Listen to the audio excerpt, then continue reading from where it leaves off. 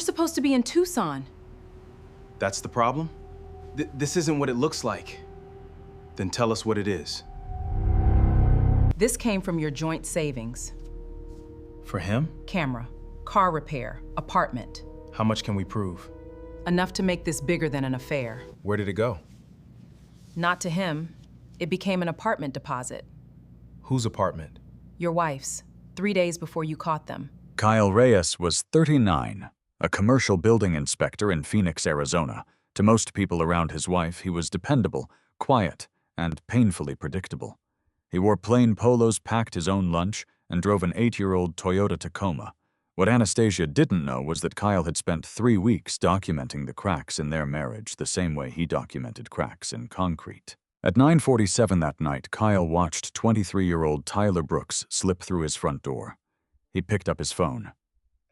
"Robert, I need you and Diane at my house. Don't call Anastasia. Before we go any further, tell me in the comments what country you're watching from and what time it is there right now. And if you enjoy stories where patience, evidence, and one carefully timed decision can change everything, subscribe to the channel." Because Kyle wasn't going to knock on that door alone. 6 weeks earlier, Kyle Reyes had no reason to believe his marriage was ending.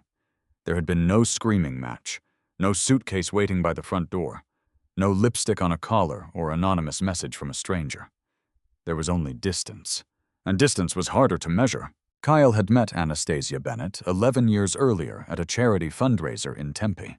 He was 27 then, working long hours as a junior commercial inspector. She was 24, newly hired by a marketing agency in Scottsdale, and wearing a navy dress she later admitted she had bought that afternoon because everything else in her closet looked too cheap. Kyle remembered that detail because Anastasia had laughed when she told him. Back then she liked that he remembered things. They married 2 years later. There had been no luxury honeymoon. They spent 5 nights in San Diego, came home on a Sunday, and Kyle returned to work Monday morning. 3 years into the marriage, they bought a 3-bedroom house in North Phoenix. It wasn't impressive. At least not then. The backyard was mostly dirt. The kitchen had yellow oak cabinets from the 90s. The air conditioning unit sounded like a lawnmower whenever it started. Kyle loved the place. Over the years, he rebuilt pieces of it with his own hands. He installed new kitchen cabinets, replaced cracked tile, built a covered patio, added shelving to the garage, planted 2 citrus trees along the back wall. Anastasia handled the appearance, Kyle handled what kept everything standing. It had always seemed like a fair arrangement. By 36, Anastasia had become a senior marketing director at Solara Home Group in Scottsdale. Her salary had climbed. So had her expectations. The cheap furniture disappeared. Then the department store clothes. Then the old friends who preferred backyard barbecues to rooftop restaurants. Kyle noticed all of it without objecting. He still wore polo shirts to work. Still packed turkey sandwiches in a gray insulated lunch bag. Still drove the silver Toyota Tacoma he had bought 8 years earlier. At a dinner with Anastasia's co-workers one Friday night, somebody asked why he hadn't replaced it. Anastasia answered before he could. Kyle gets emotionally attached to anything with an inspection sticker. Everyone laughed. Kyle did too. Later driving home, Anastasia stared through the passenger window. "You know they think you're strange, right?" Kyle kept his eyes on Loop 101. "Who?" "My co-workers." "For driving a truck?" "For not caring." Kyle glanced at her. "About what?" She waved one hand toward the windshield. "Things." That was Anastasia's answer. Things. 3 weeks later, the first small change appeared. Her phone stopped spending nights on the charger beside the bed. It started sleeping face down on her nightstand. Then it followed her into the bathroom. Kyle noticed because Anastasia had once been the person who misplaced her phone 3 times a day.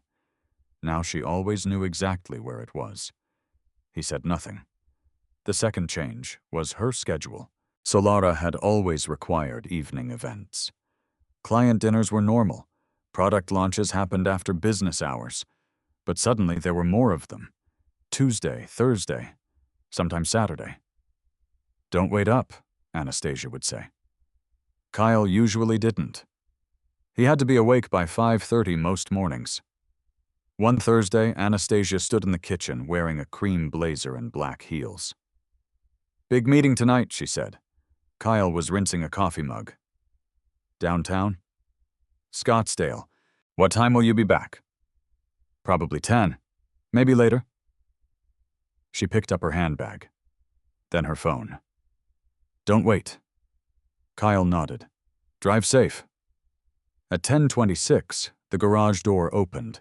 Anastasia came inside carrying her heels in one hand. Kyle was reading an inspection report at the kitchen island. She stopped when she saw him. "You're still up?" "Had paperwork." She kissed his cheek. It was quick. "Meeting go okay?" "Long." "Good long or bad long?" "Just long." She walked upstairs. Kyle finished his report. Nothing about the conversation seemed important enough to remember. 5 days later, it became important. Kyle was sitting at the kitchen table reviewing their monthly credit card statement. It wasn't detective work. He did it every month. Mortgage on the 1st, utilities around the 15th. Credit cards paid in full whenever possible. The habit had kept them out of consumer debt for most of their marriage. He moved down the statement with a pen. Gas. Groceries. A furniture store. Anastasia's salon. Then he stopped. Cielo Verde Kitchen, Scottsdale. Thursday, 7:18 p.m., 146.82. Kyle looked at the date. The same Thursday Anastasia had called a long meeting. There could have been an explanation. A client dinner, a coworker, a company expense accidentally placed on their personal card. Kyle moved to the next transaction. 7:37 p.m., Cielo Verde Valid, 18 Duns. He leaned back. The house was quiet, except for the refrigerator. Anastasia was upstairs. Kyle looked toward the staircase, then back at the statement. He could have walked upstairs. He could have held the paper in front of her. Instead, he circled both transactions. The following evening, he asked casually while they were eating dinner, "How's that Scottsdale project going?" Anastasia didn't look up from her phone. "Which one?" "The one that kept you late Thursday." A pause, barely noticeable. Then she placed her phone beside her plate. "Oh, that, fine. Where'd you guys meet?" "The office." Kyle cut another piece of chicken. "Whole night?" "Pretty much." There it was. Not proof, just a detail that didn't fit. Kyle felt something cold settle behind his ribs. He didn't challenge her. Building inspections had taught him something most people learned too late. A crack wasn't the failure. It was evidence that pressure existed somewhere you couldn't see. He needed to know where the pressure was coming from. Over the next 2 weeks, Anastasia's habits shifted further. She bought 2 new dresses. She started wearing perfume to evening meetings. She scheduled a Saturday hair appointment and came home 4 hours later. Kyle noticed a restaurant receipt sticking from the side pocket of her handbag when she dropped it on the kitchen counter. He didn't touch it. He didn't need to. The restaurant's name was printed across the top in large red letters. Marlowe and Vine. The next morning, Kyle asked where she'd had lunch Saturday. "Nowhere." She poured coffee. "I grabbed something after the salon." "Where?" Anastasia opened the refrigerator. "I don't remember. Someplace near Fashion Square." Kyle watched her take out almond milk. He said nothing. That night she came downstairs wearing a charcoal coat. Kyle was sitting on the couch. "Another client dinner?" "Yeah." "Where?" Anastasia adjusted an earring. "Why?" The word came faster than the question deserved. Kyle looked up. "Just asking." Her expression softened. "Sorry, it's been a week." She walked over and kissed his forehead. "Probably season's 52. Kyle nodded. "Have fun." At 6:14 she left. At 9:52 she returned. She hung her coat on the chair instead of putting it in the closet. Kyle walked past it on his way to the kitchen. Something unfamiliar lingered in the fabric. Cologne. not his. Woody. Sharp. Expensive. Kyle stopped for half a second, then kept walking. The next morning, while drinking coffee before sunrise, he checked something simple. Seasons 52 in Scottsdale was open, so that explanation could be true. Kyle almost felt relieved. Almost. Then another memory surfaced. The Monday before Anastasia had told him she'd eaten there with co-workers. He remembered because she'd complained about the sea bass. Kyle opened the restaurant hours on his phone. Monday hours appeared normally. He stared at the screen. Maybe he had remembered the day wrong. So he opened his calendar. He hadn't. Kyle set the phone down. The instinct to confront her came hard this time. He wanted a clean answer. Instead, he went to the garage. His inspection bag sat on the workbench. Beside it was a black notebook he used for site measurements. Kyle opened to a blank page. He wrote 3 dates: the late meeting, the restaurant charge, the unexplained Saturday. Nothing else. No accusations, no conclusions, only facts. 4 days later, another joint card transaction appeared. This one was smaller, $18.74. Kyle might have ignored it if he hadn't recognized the merchant code. Parking. A boutique hotel in Scottsdale. The charge had been made at 3:41 on a Wednesday afternoon.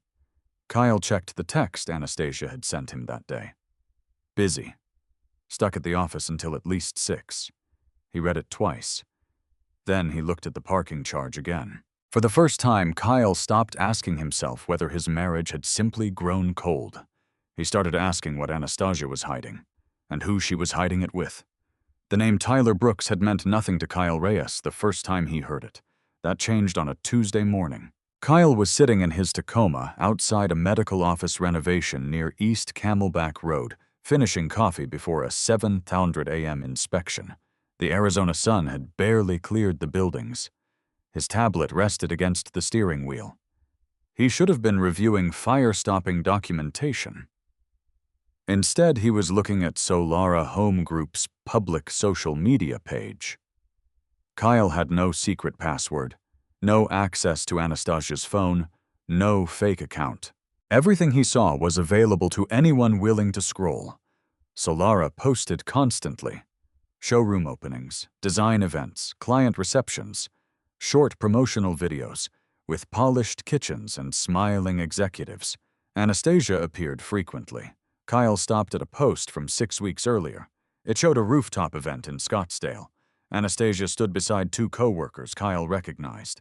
Behind them was a younger man holding a camera. Kyle enlarged the image. He knew that face. Tyler Brooks. The name appeared in the credits beneath the promotional video. Videography, Tyler Brooks Creative. Kyle stared at the screen. He had met Tyler once. December. Solara's holiday party at a resort in Paradise Valley.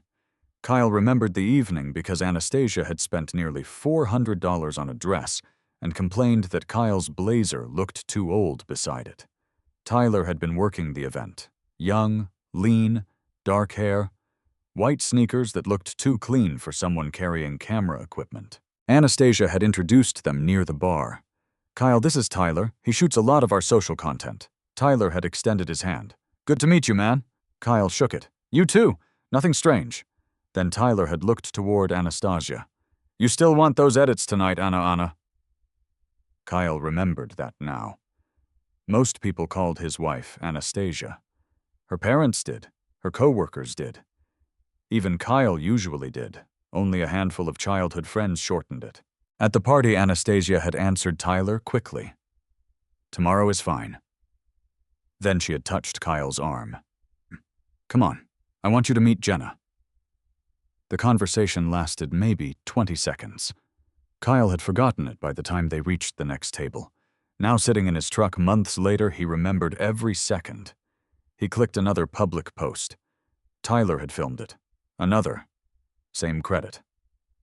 Then Kyle found a behind-the-scenes video from a Solara showroom campaign. Anastasia appeared for 3 seconds in the background.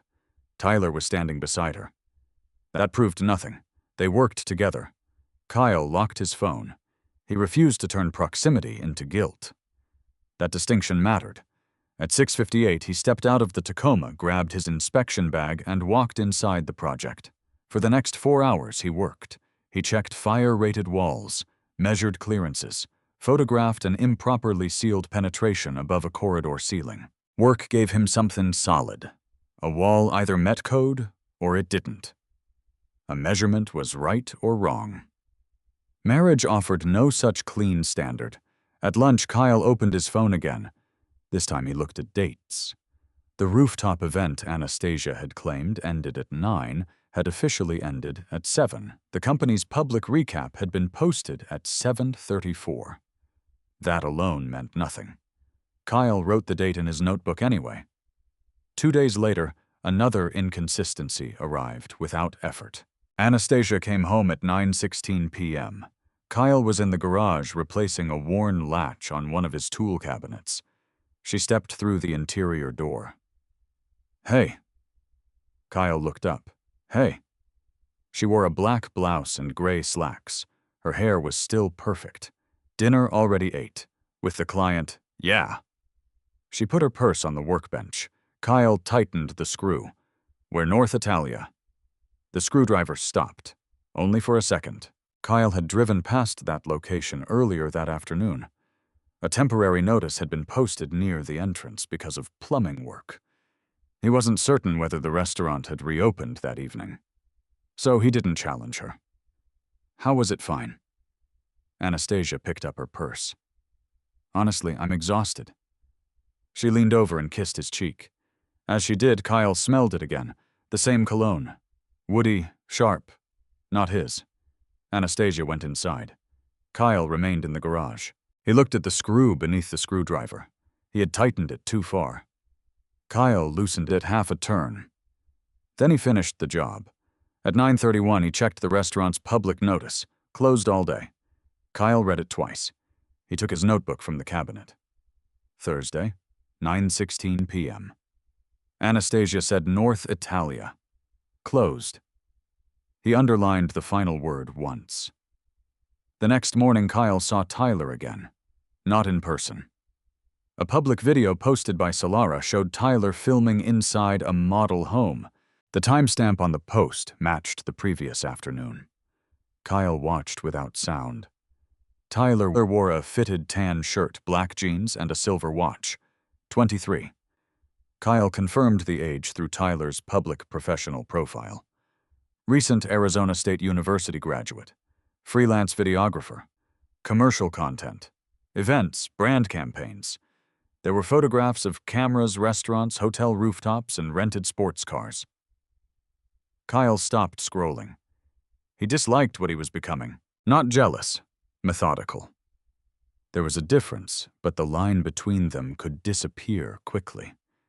He put the phone away. For 3 days, Kyle did nothing. Then the joint credit card alert arrived. 1874, parking. The boutique hotel in Scottsdale. Kyle opened the transaction details.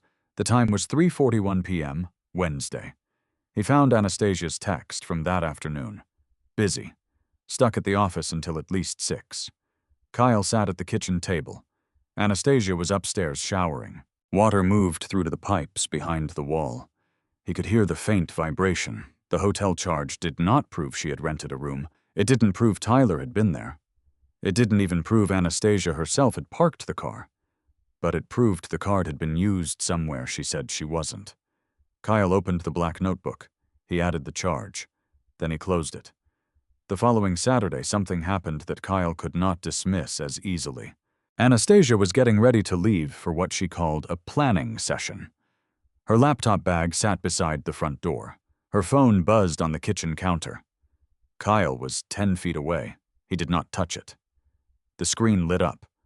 Only a notification preview appeared. Tea downstairs. Kyle stared at it. 1 second. 2. Then the screen went black. Anastasia entered the kitchen. She saw the phone. Then Kyle. Something changed in her face. Small, fast.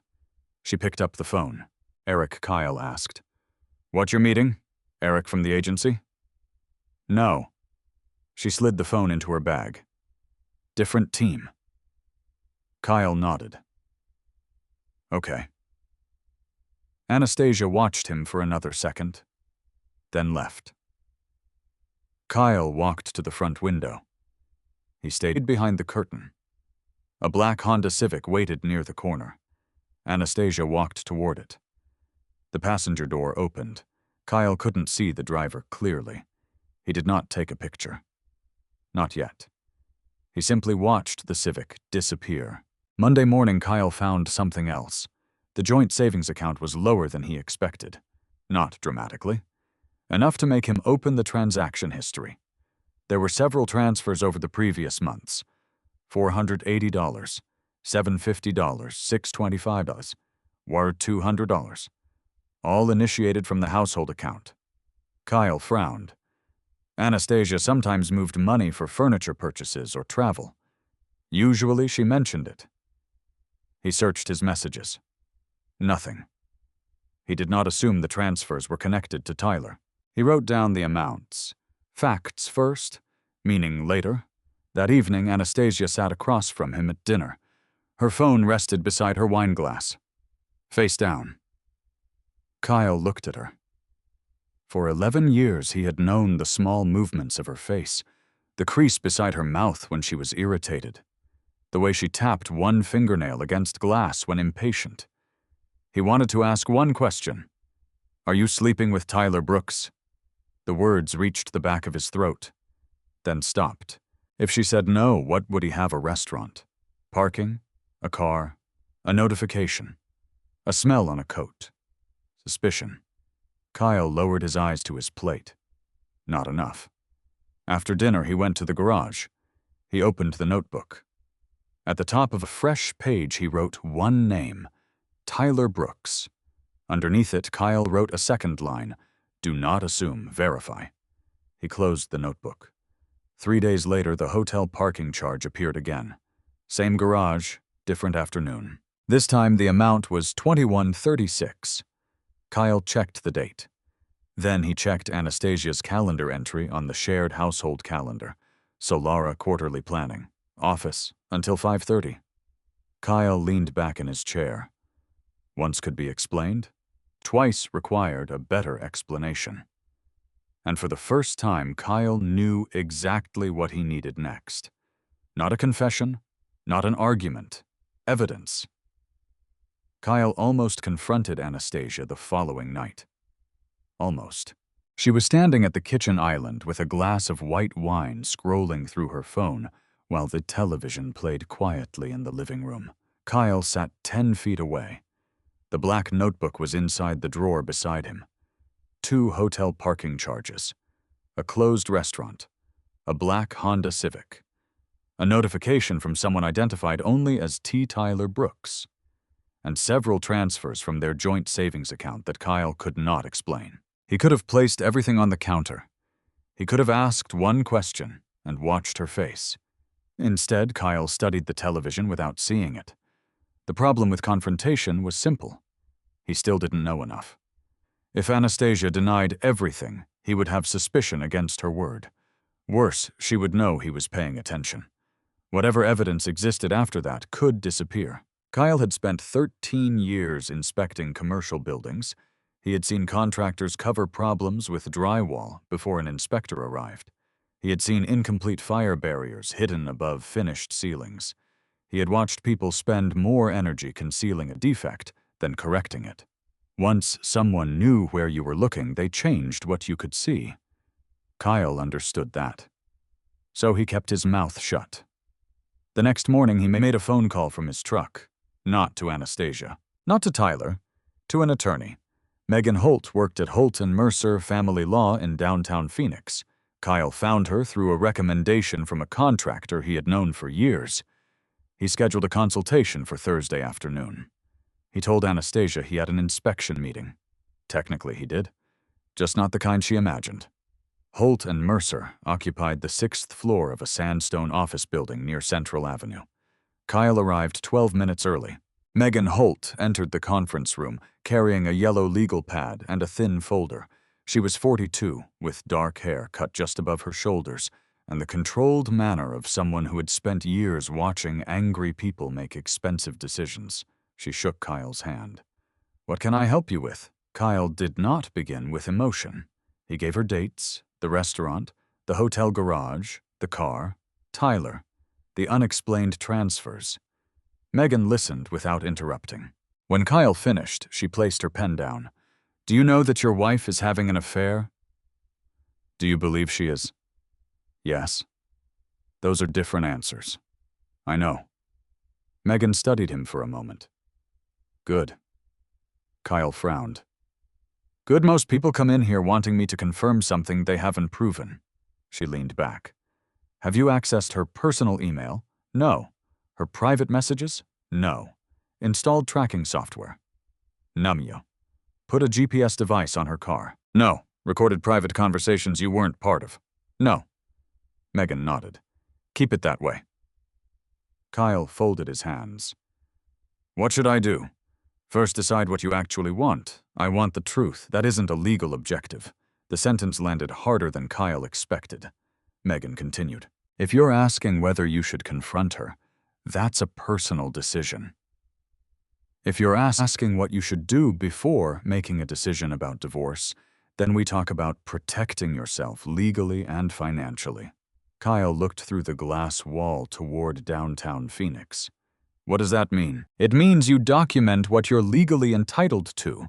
Document joint accounts, joint debts, property records, tax returns you already have access to, mortgage statements, retirement information you're entitled to possess." She tapped her pen once. "It does not mean becoming a private detective." Kyle nodded. Megan slid a sheet of paper toward him.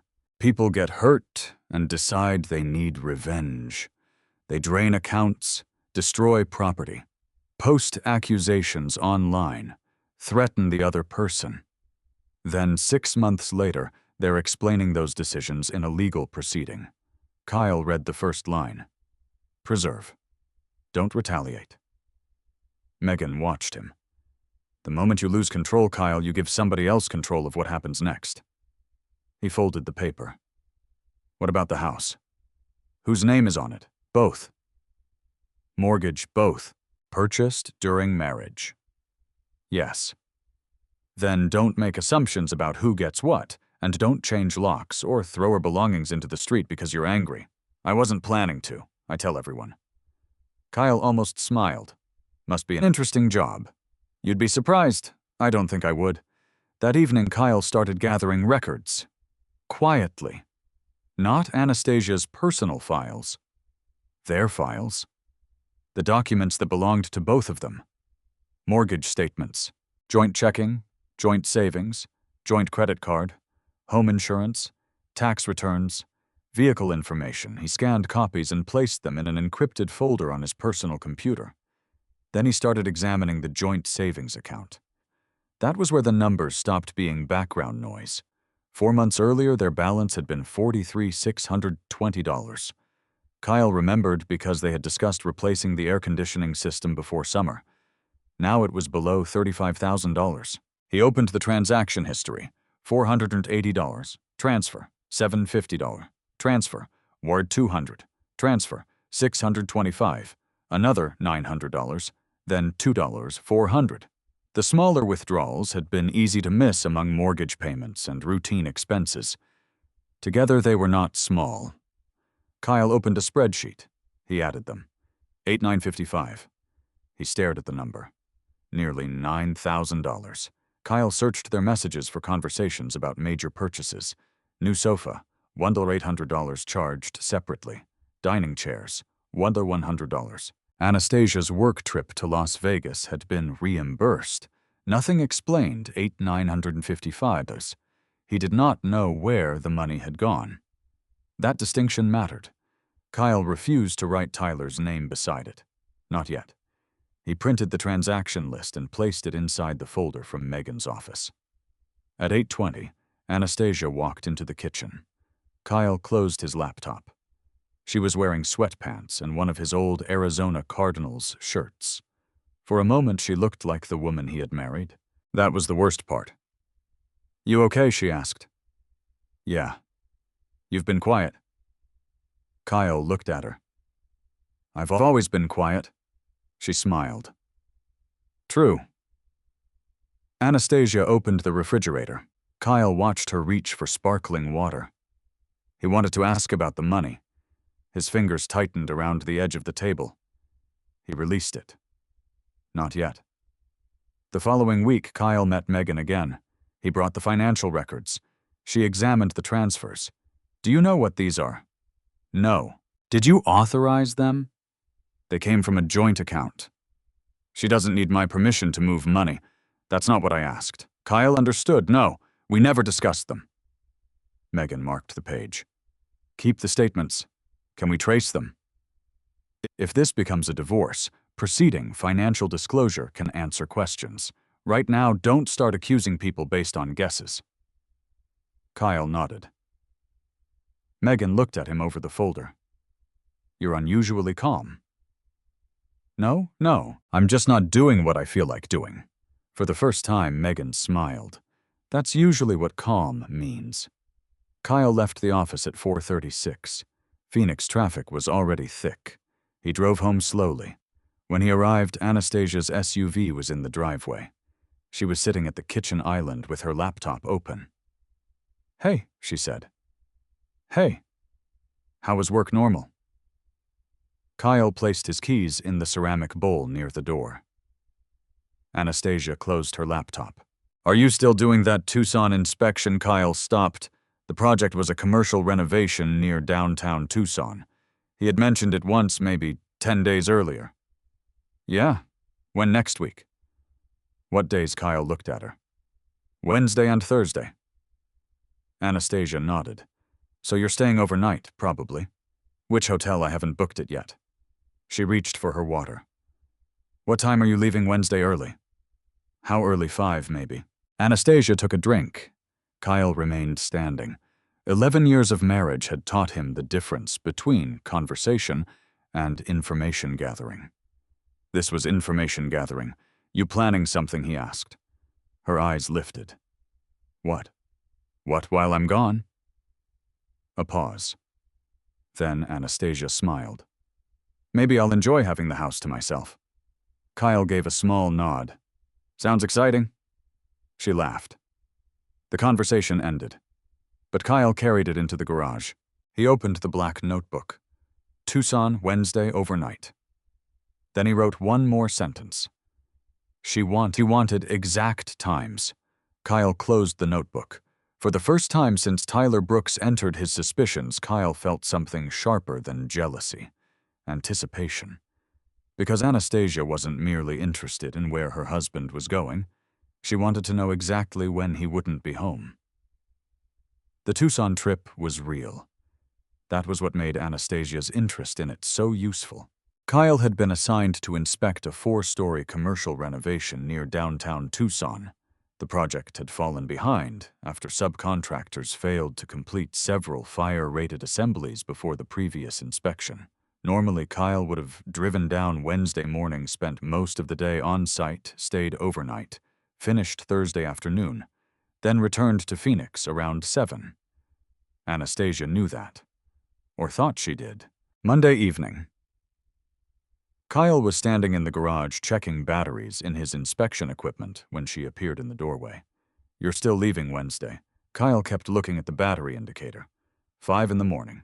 That early traffic? She folded her arms. And you're definitely staying Wednesday night. Kyle looked at her. That's the plan. What hotel? Haven't decided. Anastasia leaned against the doorframe. I thought your company booked those. Sometimes. When will you know? Kyle placed the meter into his bag. Why?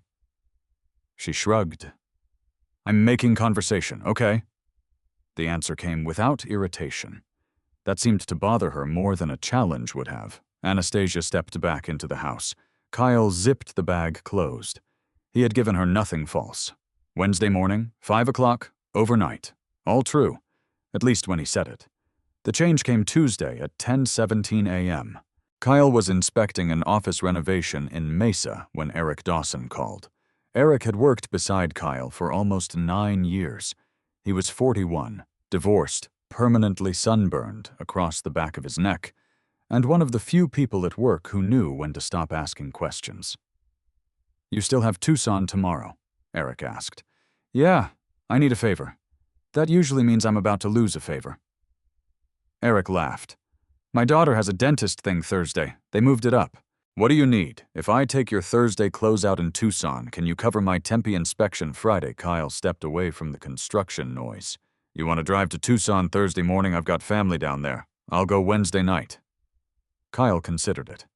His main inspection could be completed Wednesday if the superintendent had everything ready.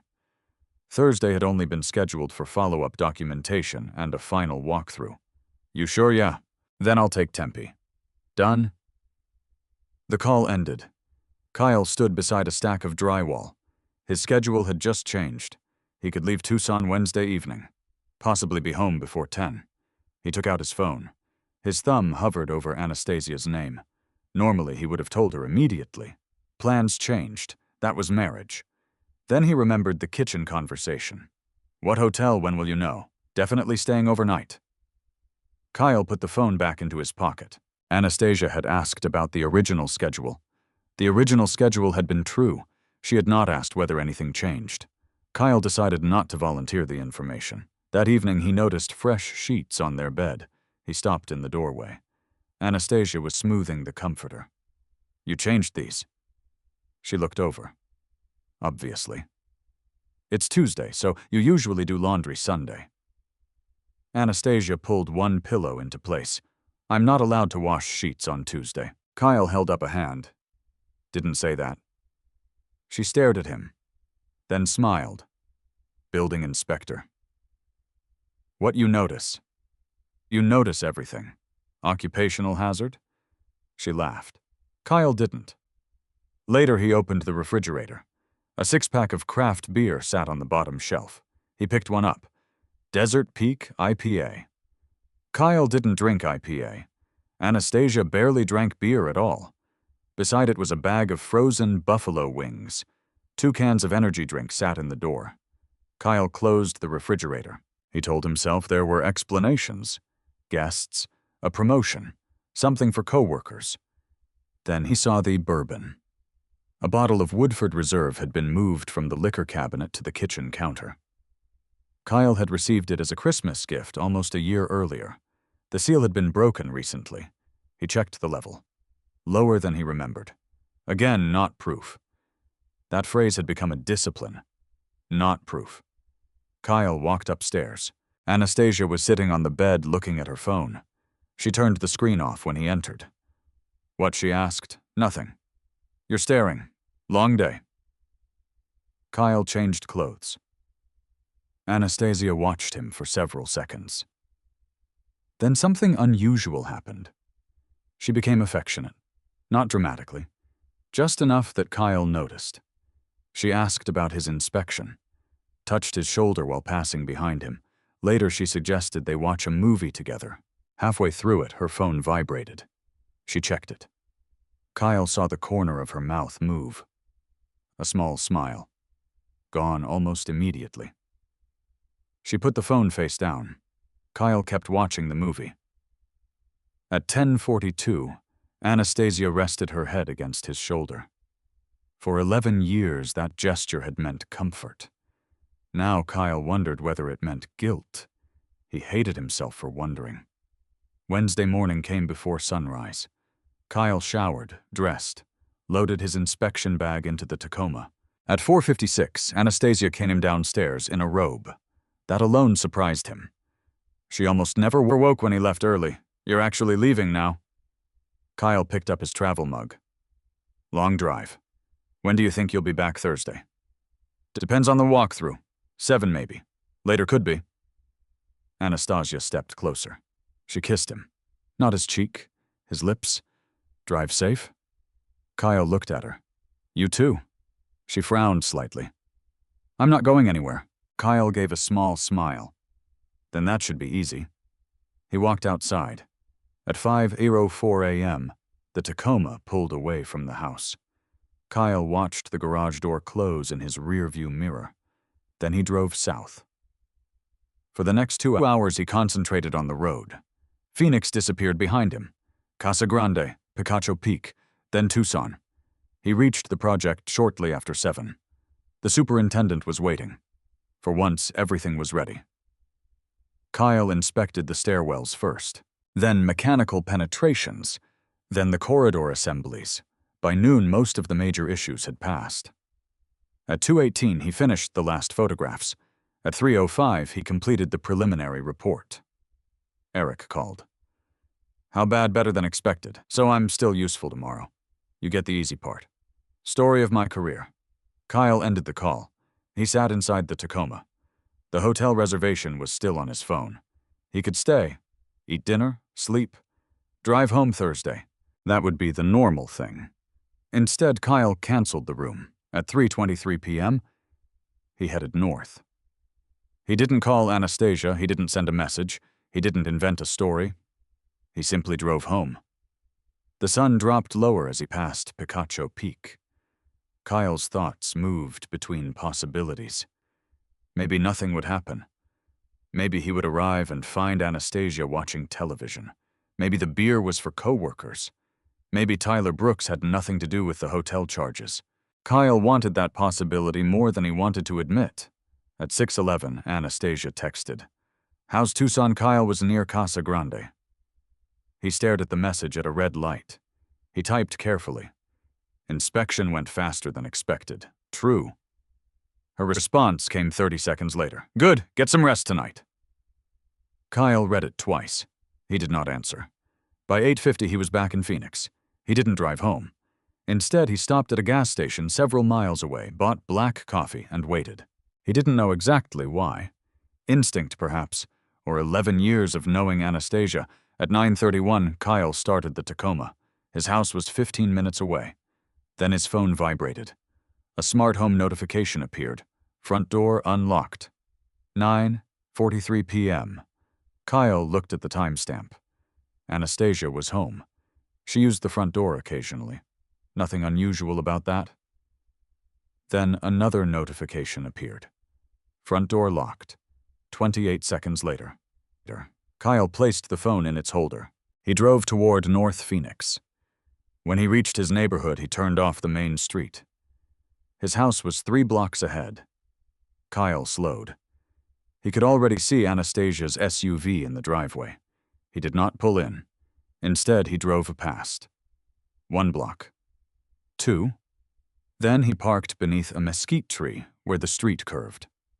He switched off the headlights. The engine stopped. Silence filled the cab. Kyle looked at his phone. 9:46 p.m. For almost a minute, nothing happened. Then headlights appeared in his side mirror. A black Honda Civic turned onto the street. Kyle's hands went still on the steering wheel. The Civic moved slowly toward his house. Then its brake lights glowed red. It stopped. A young man stepped out carrying a backpack and a small overnight bag. Even from half a block away, Kyle recognized him. Tyler Brooks, 23 years old.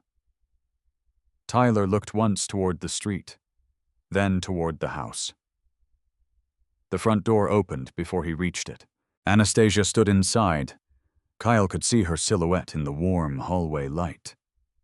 Tyler stepped through. The door closed behind him.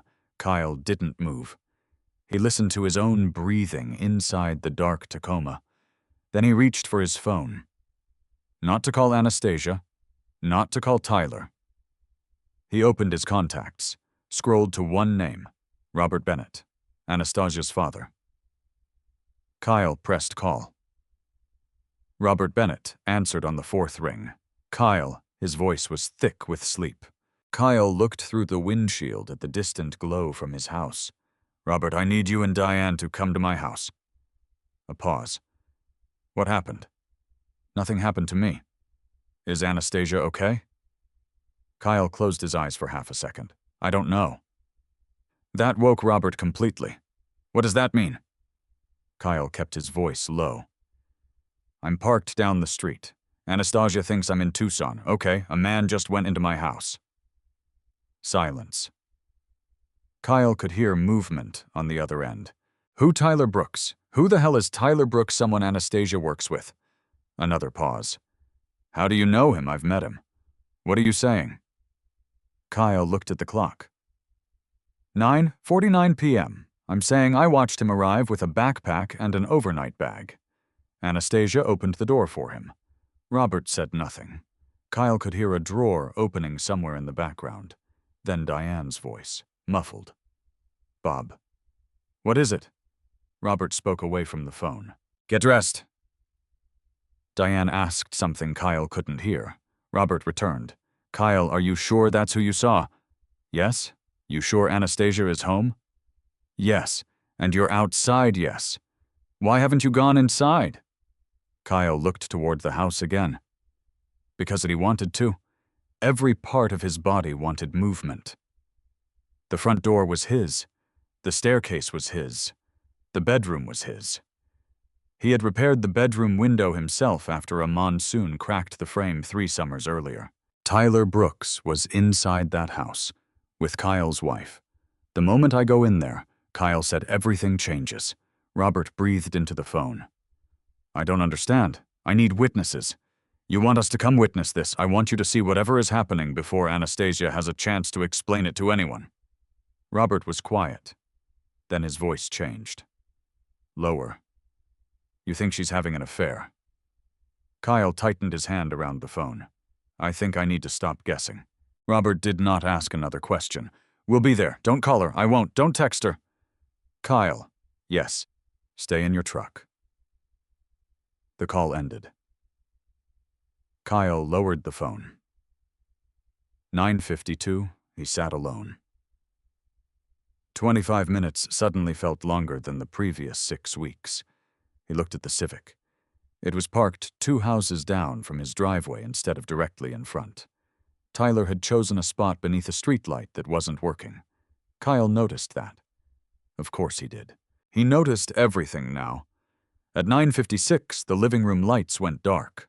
Kyle's jaw tightened. A few seconds later, the upstairs hallway light came on.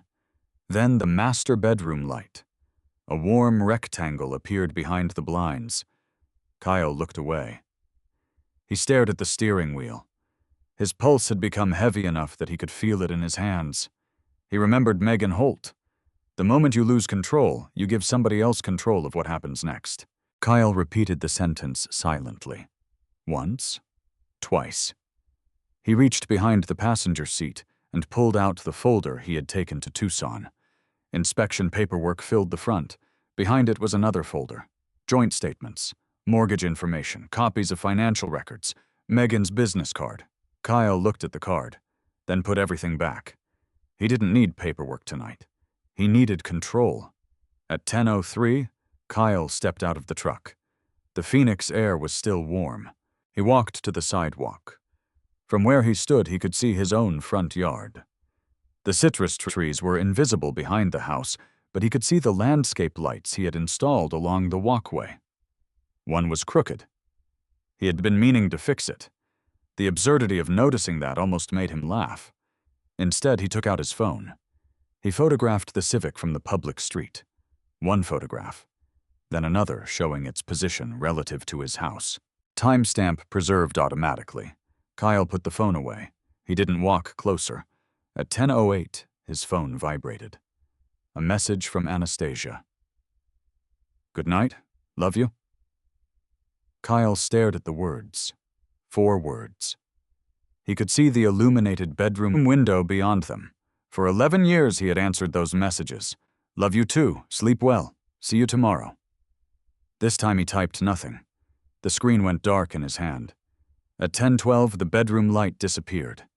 Kyle returned to the Tacoma. He sat with the window cracked.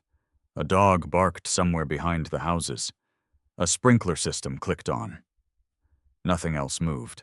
His anger had changed. At first it had been hot, immediate. Now it felt colder. He wasn't imagining hotel receipts anymore. He wasn't wondering about perfume schedules or closed restaurants. Tyler's car was outside. Tyler was inside. Anastasia believed her husband was 115 miles away. Those were facts. Kyle could work with facts. At 10:17, Headlights appeared at the far end of the street. A dark Buick turned slowly around the corner. Kyle recognized it immediately. Robert. The Buick passed his house. Kyle flashed the Tacoma's interior light once. Robert braked. The Buick reversed 20 feet and stopped behind him. Kyle stepped out. Robert exited first. He was 64 broad through the shoulders, despite the extra weight age had put around his middle. He wore jeans, work boots, and a gray polo that looked as if he'd pulled it from a chair. Diane got out on the passenger side. She had thrown a cardigan over a blouse. Her face looked pale beneath the streetlight. Kyle. She walked toward him. What's going on? Robert stood beside her. Kyle looked at both of them. For a moment he couldn't speak. These people had been family for 11 years. Robert had helped Kyle pour the concrete pad behind the garage. Diane had brought food when Kyle's mother died. He had spent Christmas mornings in their house. Now he had called them here to watch their daughter possibly destroy his marriage. Kyle swallowed. I don't want to tell you what to believe. Diane's brow tightened. Kyle, please, he pointed down the street. The black Civic. Robert looked. That's his. Tyler Brooks, 23, freelance videographer, works with Solara. Diane turned back sharply. 23, Kyle nodded. I saw him arrive at 9:47, backpack, overnight bag. Anastasia opened the door before he knocked. Diane stared toward the house. There could be an explanation. Kyle looked at her. I know. His answer seemed to surprise her. That's why you're here. Robert's mouth tightened. What else do you know? I have reasons to believe this isn't the first time they've been together. What reasons? Financial records? Hotel parking charges? Schedule inconsistencies? You have proof, not of an affair. Kyle pointed toward the house. That's what I'm trying to get. Diane rubbed her hands together. Have you called Anastasia? No. Does she know you're back? No. Robert studied Kyle. You planned this, no. You called us pretty damn fast. I prepared for the possibility that I was right. Robert looked down. The words sat between them. Kyle continued. I was supposed to stay in Tucson. My schedule changed yesterday. Anastasia doesn't know. Diane looked toward the bedroom window. Dark now. She thinks you're gone until tomorrow. Yes. Diane's expression changed. Not acceptance, not yet, but the possibility had entered. Robert took a step toward the house. Kyle touched his arm. Wait. Robert looked down at Kyle's hand. What we go in calm. Robert's eyes hardened. There's a 23-year-old man in your bedroom and you're telling me to be calm, yes. Robert stared at him. Then something in his face shifted. He nodded once. Fine. Diane remained beside the Buick. I don't know if I can do this. Kyle walked toward her. You don't have to. She looked at him. If you want to leave, leave. I won't hold it against you. Diane glanced toward the house, then at Tyler's Civic. No. She buttoned her cardigan. I'm coming. The three of them started walking. No one spoke. Their shoes made soft sounds against the pavement. Kyle could hear the distant traffic from the main road. When they reached the driveway, he stopped. Anastasia's SUV sat exactly where it had been when he drove past earlier. Tyler's Civic remained down the street. Kyle looked at the house. His house. The porch light was on. He reached into his pocket. Robert noticed. You have your key. Kyle looked at him. I live here. He stepped onto the walkway. Then he noticed something through the narrow glass beside the front door. Two glasses sat on the coffee table. One appeared to contain wine. The other held something amber, bourbon, Kyle's bourbon. Robert saw them too. Diane didn't say anything. Kyle put his key into the lock. Before he turned it, he looked at both of them. Whatever we see, nobody touches him. Robert's jaw tightened. Kyle. Nobody. A long second passed. Robert nodded. Kyle turned the key. The lock clicked. He pushed the door open. Cool air moved across his face. The house smelled faintly of Anastasia's perfume. And something else. The same sharp, woody cologne Kyle had smelled on her coat. Kyle stepped inside. Beside the staircase sat a pair of white men's sneakers. Size 11, maybe 12. Not his. A black backpack rested on the chair near the living room. Diane stopped behind him. Her hand went to her mouth. Robert looked upstairs. Then all three of them heard it. A man's voice, coming from the second floor, young, relaxed. Then Anastasia laughed.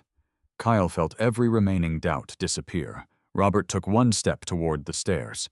Kyle followed, and Diane, after a brief hesitation, came behind them. Kyle placed one foot on the first stair, then stopped. The man's voice upstairs continued. He couldn't make out the words yet. Only the tone. Comfortable. That bothered Kyle more than whispering would have. Tyler Brooks did not sound like a man afraid of being discovered inside another man's house. He sounded at home. Robert stood directly behind Kyle. Diane remained near the bottom of the staircase. Her eyes had settled on the white sneakers beside the wall. She stared at them as though they might somehow become something else if she waited long enough. Kyle understood. He had spent weeks doing the same thing with receipts, looking at facts, hoping they would change. They never did. He started upstairs. The staircase had 14 steps. Kyle knew because he had replaced the handrail himself 5 years earlier. He counted without meaning to. 4, 5, 6. The voices became clearer. Anastasia laughed again. Kyle's hand tightened around the rail. Robert touched his shoulder. Kyle looked back. Robert's face was rigid. "Still want calm," he whispered. Kyle nodded. "Especially now." They continued. Diane followed. At the top of the stairs, the hallway extended toward the master bedroom. The door was partially closed. Light spilled through the gap. Kyle stopped. On a small table outside the bedroom sat Anastasia's purse. Her phone was beside it. The screen was dark. Kyle looked toward the guest room. Empty. Then Tyler's voice carried through the opening. "You sure Anastasia answered? About what, Kyle?" Kyle felt Robert shift behind him. Tyler laughed softly. "He's not gonna come walking through that door, right?" A pause. Then Anastasia spoke. "He's in Tucson." Kyle stared at the bedroom door. Tyler said something too quiet to catch. Anastasia answered. "He won't be back until tomorrow afternoon." Robert exhaled through his nose. Diane made a sound behind them, small, almost a gasp. Kyle looked back. Her face had gone pale. She pressed one hand against the hallway wall. There it was. Not a photograph, not a restaurant receipt, not an unexplained charge. Anastasia's own voice. Kyle felt something inside him settle. The uncertainty was gone. That should have made the moment easier. It didn't. For weeks, part of him had been building an alternate explanation for every fact. Maybe the parking charge was work. Maybe Tyler was just a colleague. Maybe the Civic belonged to someone else. Maybe the smell on Anastasia's coat came from a crowded restaurant. Maybe. The word had protected 11 years of marriage. Now it was useless.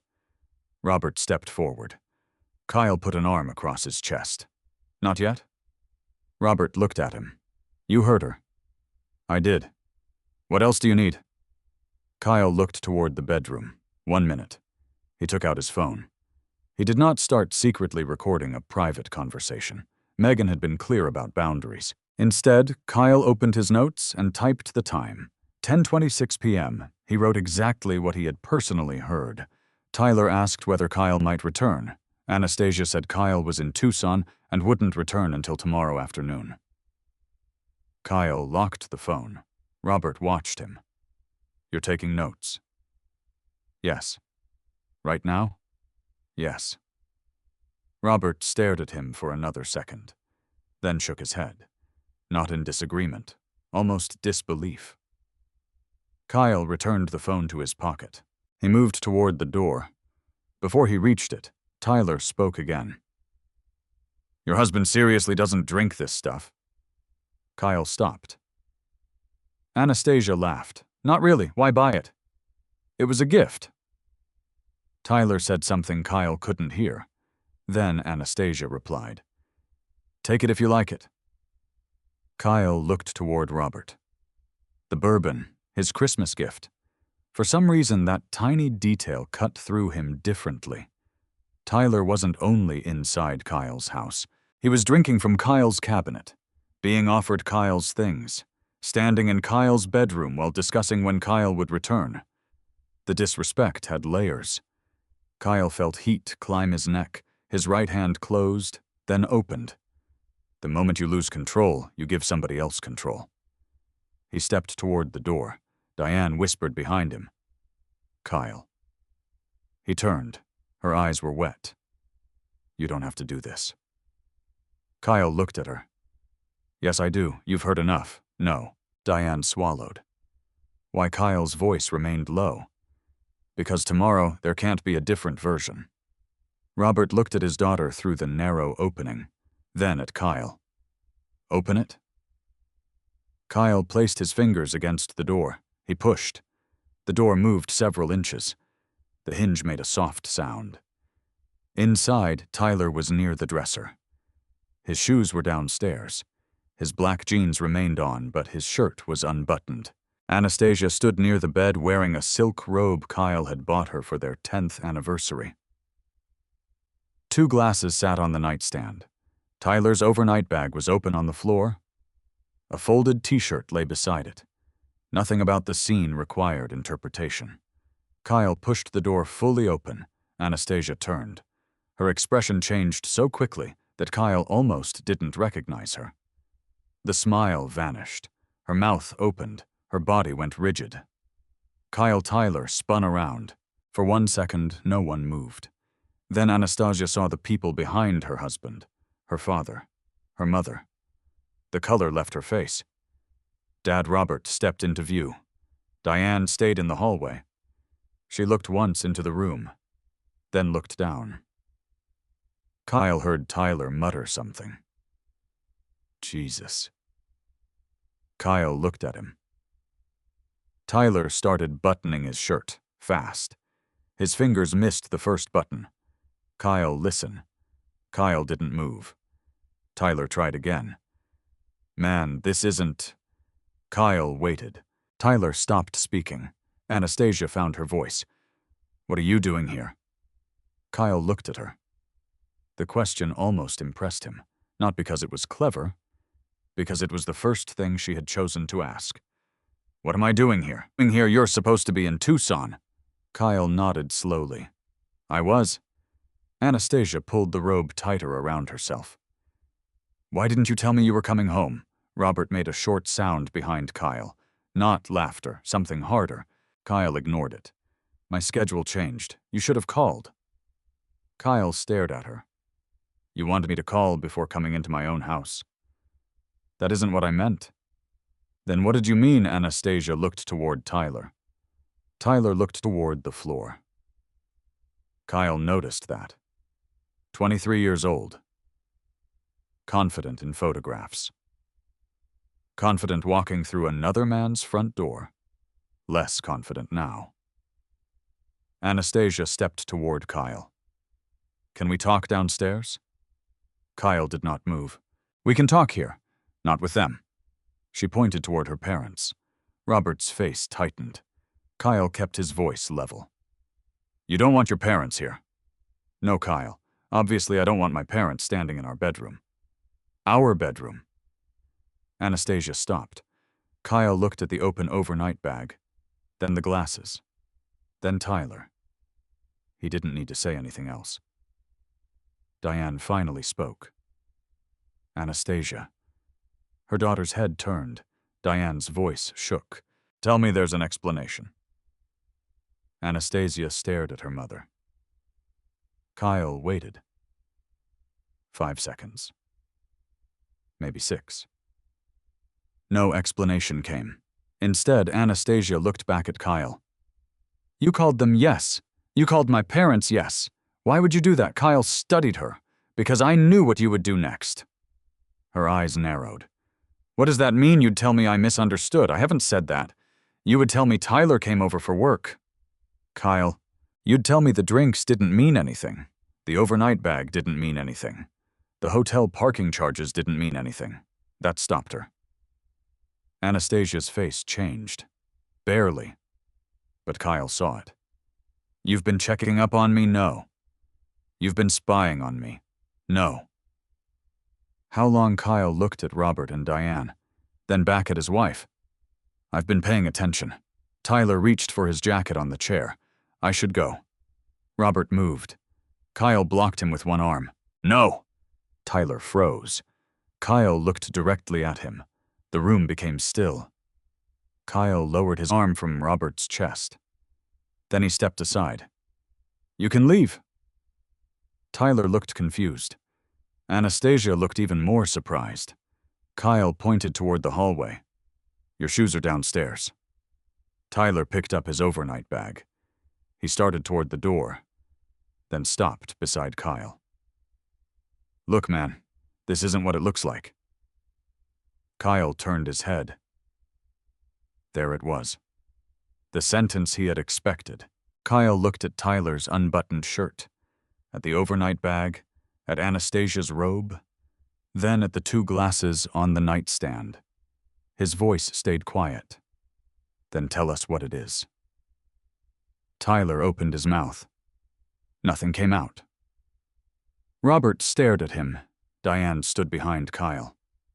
Anastasia said nothing. Tyler lowered his eyes. Kyle stepped farther aside. That's what I thought. Tyler walked into the hallway.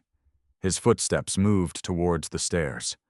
Kyle listened until they disappeared. Then he heard Tyler stop. The white sneakers. A few seconds later, the front door opened. Closed. Silence returned. Kyle looked at Anastasia. 11 years of marriage stood between them. So did her parents. Anastasia folded her arms. Her face hardened. You had no right to bring them here. Kyle said nothing. She took another step toward him. This is between you and me. Robert finally spoke. No. Anastasia turned toward her father. Robert looked at his daughter with an expression Kyle had never seen before. You made sure it wasn't. And in that moment, Kyle realized the confrontation he had spent weeks preparing for was only beginning. Anastasia stared at her father. Robert did not look away. You made sure it wasn't, he repeated. The bedroom became silent. Kyle stood near the doorway, close enough to smell the bourbon Tyler had been drinking. Anastasia tightened the belt of her robe. Her eyes moved from Robert to Diane, then back to Kyle. You've all made your point. Kyle said nothing. I said you've made your point. What point is that? Kyle asked. Anastasia's jaw tightened. That you wanted to humiliate me? Kyle looked at the open overnight bag Tyler had left behind for several seconds before remembering Tyler had carried it downstairs. Humiliate you? Yes. You brought him into our bedroom. And that gives you the right to call my parents. Kyle watched her carefully. The shift was almost impressive. Less than 5 minutes earlier, she had been caught with another man. Now the argument was about Kyle's reaction. Diane stepped into the room. Anastasia, stop. Anastasia turned. Mom, stay out of this. You brought me into it the moment I walked through that door. I didn't ask you to come. No, Kyle did. Exactly. Diane's voice became firmer. And I'm glad he did. Anastasia looked stunned. Kyle saw her grip the edge of her robe. Glad I would rather see something painful with my own eyes than have my daughter ask me to believe something that isn't true. I'm not asking you to believe anything. Diane looked toward the bed. The sheets she had changed 2 days earlier were pulled back. 2 pillows had been disturbed. The visual evidence sat there without needing explanation. Diane looked away. Kyle did too. He had no interest in studying the scene. He already knew enough. Robert walked toward the nightstand. He picked up the bourbon glass. Kyle watched him smell it. Woodford Kyle nodded. Robert put the glass down. Tyler's yes. Anastasia folded her arms. Can everyone please stop acting like this is some crime scene? Kyle looked at her. No one said it was. You're taking notes, you're photographing cars. You brought witnesses. I brought your parents. As witnesses. Yes. The answer stopped her for a second. Kyle didn't soften it. He had no reason to. Anastasia stepped closer. How long have you been following me? I haven't followed you. Don't lie to me. Kyle almost laughed. Not because anything was funny, because of the sentence. He didn't. I haven't followed you. Then how do you know about the hotel? Our joint credit card paid the parking garage. Anastasia blinked. Kyle continued, twice. Her eyes shifted. A fraction, enough. And North Italia was closed the night you told me you ate there. Kyle? And Cielo Verde charged our card on a night you told me you were at the office. Robert looked at Anastasia. Diane closed her eyes briefly. Kyle kept his voice even. I didn't need to follow you. Anastasia's face hardened. So you've been building a case against me? No. What would you call it? Trying to understand what was happening in my marriage. You could have asked. Kyle stared at her. Would you have told me? Anastasia opened her mouth. Nothing came. Kyle waited. That silence answered more than anything else. Robert moved toward the hallway. I need some air. He stopped beside his daughter. How old is he? Anastasia looked at him. What Tyler? She said nothing. Robert repeated the question. How old Kyle already knew. He let Anastasia answer. 23. Diane sat down on the small chair near the hallway table. Robert stared at his daughter. You're 36. I know how old I am. And he's 23. Yes. Robert rubbed a hand across his mouth. Kyle could see the anger in him. Not explosive, heavy, contained. Anastasia looked at Kyle. This has nothing to do with his age. Kyle answered quietly. No, it doesn't.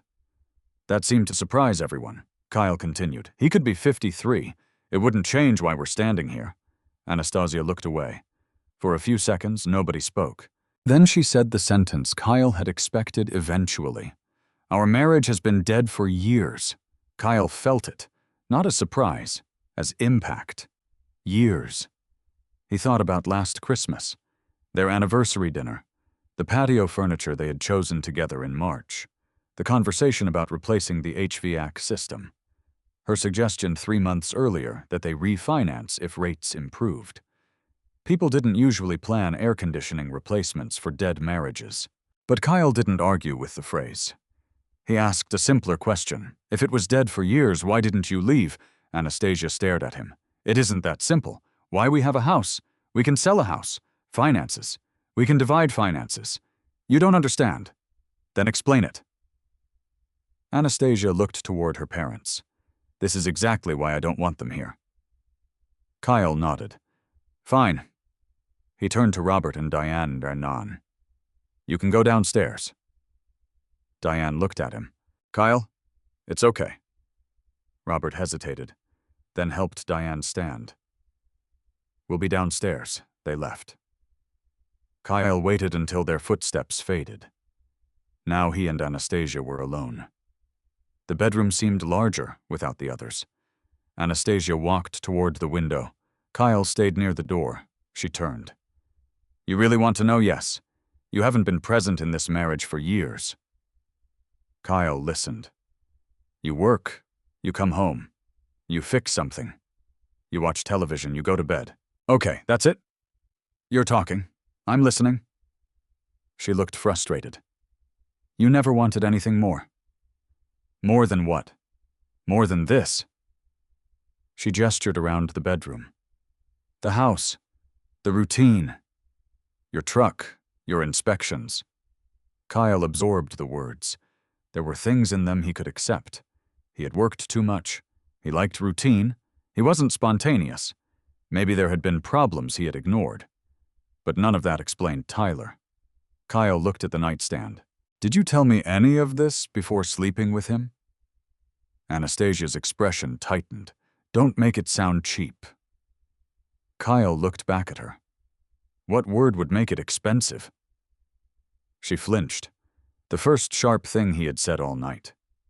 Kyle regretted the tone immediately. Not because it was inaccurate, because it wasn't useful. He exhaled. How long Anastasia looked away. Kyle, how long have you been seeing Tyler? It doesn't matter. It matters to me. A few weeks. Kyle watched her. How many, I don't know. 3. Something like that. Kyle thought about the first hotel parking charge, more than 3 weeks earlier, then the holiday party. Tyler calling her Anna. He did not reveal what he was thinking. Not yet. Was tonight the first time he came here Anastasia crossed her arms? Yes. The answer came too quickly. Kyle looked toward the craft beer downstairs in his mind. The energy drinks, the bourbon level, fresh sheets. Maybe she was telling the truth. Maybe not. He no longer needed to decide tonight. Okay? Anastasia frowned. Okay? Kyle nodded. What happens now? The question hung there. For the first time that night, Kyle realized she was waiting for him to define the consequences. Maybe she expected yelling, maybe bargaining, maybe tears. Kyle felt all 3 somewhere inside him. He gave her none. Tonight? Yes. You're not sleeping in this room. Anastasia stared. This is my bedroom too. Then I'll sleep somewhere else. You're throwing me out. No? Sounds like it. You can use the guest room. Or you can stay with your parents. Or get a hotel. She laughed once. Cold. Very generous. Kyle ignored it. I don't want to argue tonight. You dragged my parents here and now you don't want to argue. I wanted witnesses. I got them. So that's it for tonight. Anastasia stared at him. You're going to calm down tomorrow. Kyle said nothing. I know you. He almost corrected her. Instead, he walked toward the dresser. He removed a clean t-shirt and sweatpants. Anastasia watched him. Kyle. He closed the drawer. What, it was a mistake? Kyle looked at her. Tyler's glass remained on the nightstand. The altered schedules, the hotel parking, the lies about restaurants, the text telling him to rest in Tucson. A mistake is taking the wrong exit. Anastasia's face tightened. Kyle walked past her. At the bedroom door, she spoke again. Are you going to tell people no? You already told my parents. They saw it. My job can't find out. Kyle turned. I have no intention of contacting your job. She seemed relieved. That relief told Kyle something, too. He stepped into the hallway. Robert and Diane were downstairs. Kyle could hear their low voices. He went into the guest room and closed the door. For several seconds, he stood in darkness. Then he sat on the edge of the bed. His hands finally started shaking. Kyle looked down at them. He had held them steady through everything. Now there was nobody watching. He let them shake. After a minute, he took out his phone. 10:58 p.m. He opened his contacts. Megan Holt. Kyle did not call. Too late. Instead, he typed an email. Confirmed tonight. Wife brought Tyler Brooks into marital residence while she believed I was in Tucson. Robert and Diane Bennett witnessed him in our bedroom. I did not threaten or touch anyone. Tyler left voluntarily. Kyle read the message twice, then sent it. He placed the phone beside him. Downstairs, a door opened. Then another. Anastasia's voice rose briefly. Robert answered. Kyle couldn't make out the words. He didn't try. He looked around the guest room. A framed photograph sat on the dresser. Kyle and Anastasia in Sedona 4 years earlier. She was leaning against him, both smiling. Kyle stood. He turned the photograph face down. Not smashed, not thrown away. just face down. Then his phone vibrated. An automatic response from Megan's office appeared. Message received. Kyle stared at those 2 words. Anastasia believed tonight had been the confrontation. She believed tomorrow would be about apologies, explanations, and whether Kyle could forgive her. Kyle knew otherwise. The confrontation was over. Tomorrow was when the paperwork began. Kyle slept for 43 minutes. He knew because the digital clock beside the guest bed read 3:12 a.m. when he finally closed his eyes. At 3:55, he was awake again. The house was silent. He lay on his back, staring at the ceiling fan. For the first few seconds, everything felt normal. Then he remembered Tyler's shoes. The bourbon. Anastasia standing beside their bed in the robe Kyle had bought her. He sat up. There would be no more sleep. At 4:17, Kyle went downstairs. Robert and Diane were gone. They had left shortly after midnight, after a tense conversation with their daughter that Kyle had deliberately avoided. Anastasia remained in the house. The guest room had been Kyle's choice because he didn't trust himself to lie beside her. Now the kitchen looked almost exactly as it had the day before, except for 2 glasses beside the sink. Kyle looked at them, then opened the dishwasher. He put both inside, not because he wanted to erase evidence. He already had witnesses. He simply didn't want to look at them. Kyle made coffee. At 5:06, he opened his laptop at the kitchen table. The folder of financial records sat beside him. He reviewed nothing. He waited. At 6:38, footsteps moved upstairs. Anastasia appeared 15 minutes later. She wore gray sweatpants and a black t-shirt. No makeup. Her hair was tied back. She stopped when she saw him. "You didn't sleep." It wasn't a question. Kyle drank his coffee. Not much. Anastasia walked to the refrigerator. She opened it, then closed it without taking anything. "Can we talk?" Kyle looked at the clock. 7:01. "Okay." She sat across from him. For several seconds, neither spoke. Then Anastasia folded her hands. "Last night got out of control." Kyle looked at her. He almost asked which part. Instead, he waited. "I shouldn't have brought Tyler here. No, I know that." Kyle said nothing. Anastasia inhaled. "It was stupid. Okay. And disrespectful, yes." She looked irritated by the simplicity of his answers. Kyle noticed. He did not change them. It was a mistake, Kyle. He stared at the coffee in his mug. There was that word again, mistake. How long? Anastasia looked toward the window. "We talked about this. You said a few weeks." "Yes." "How many? I don't know exactly." Kyle looked at her. "You know whether it was 3 weeks or 3 months?" Her mouth tightened. "Maybe a month." Kyle nodded. The first hotel parking charge was older than that. He didn't correct her. "Was yesterday the first time Tyler came here?" "Yes." Kyle waited. Anastasia met his eyes. "Yes." "Okay, why do you keep saying okay like that?" "Because I heard your answer. You don't believe me." Kyle leaned back. "Does it matter?" Of course it matters. Why?" "Because I'm trying to be honest with you." Kyle looked at her for several seconds. Then he opened the folder beside his laptop. He removed one sheet. Joint credit card transactions. He slid it across the table. 2 hotel parking charges were highlighted. Anastasia looked down. Her face did not move much. Kyle watched anyway. "The first one is 5 weeks old," he said. She pushed the paper back. "That doesn't proving. I didn't say it did. I met clients there." "Okay, there you go again." Kyle placed the statement back into the folder. "I'm not asking you to confess." "Then what are you doing listening?" "To what? To whether what you tell me matches what I can verify." Anastasia stood. "This is insane." Kyle remained seated. "You're treating me like I'm under investigation. No, you have files. They're our financial records. You highlighted transactions, because almost $9,000 is missing from joint savings." That stopped her. Anastasia turned.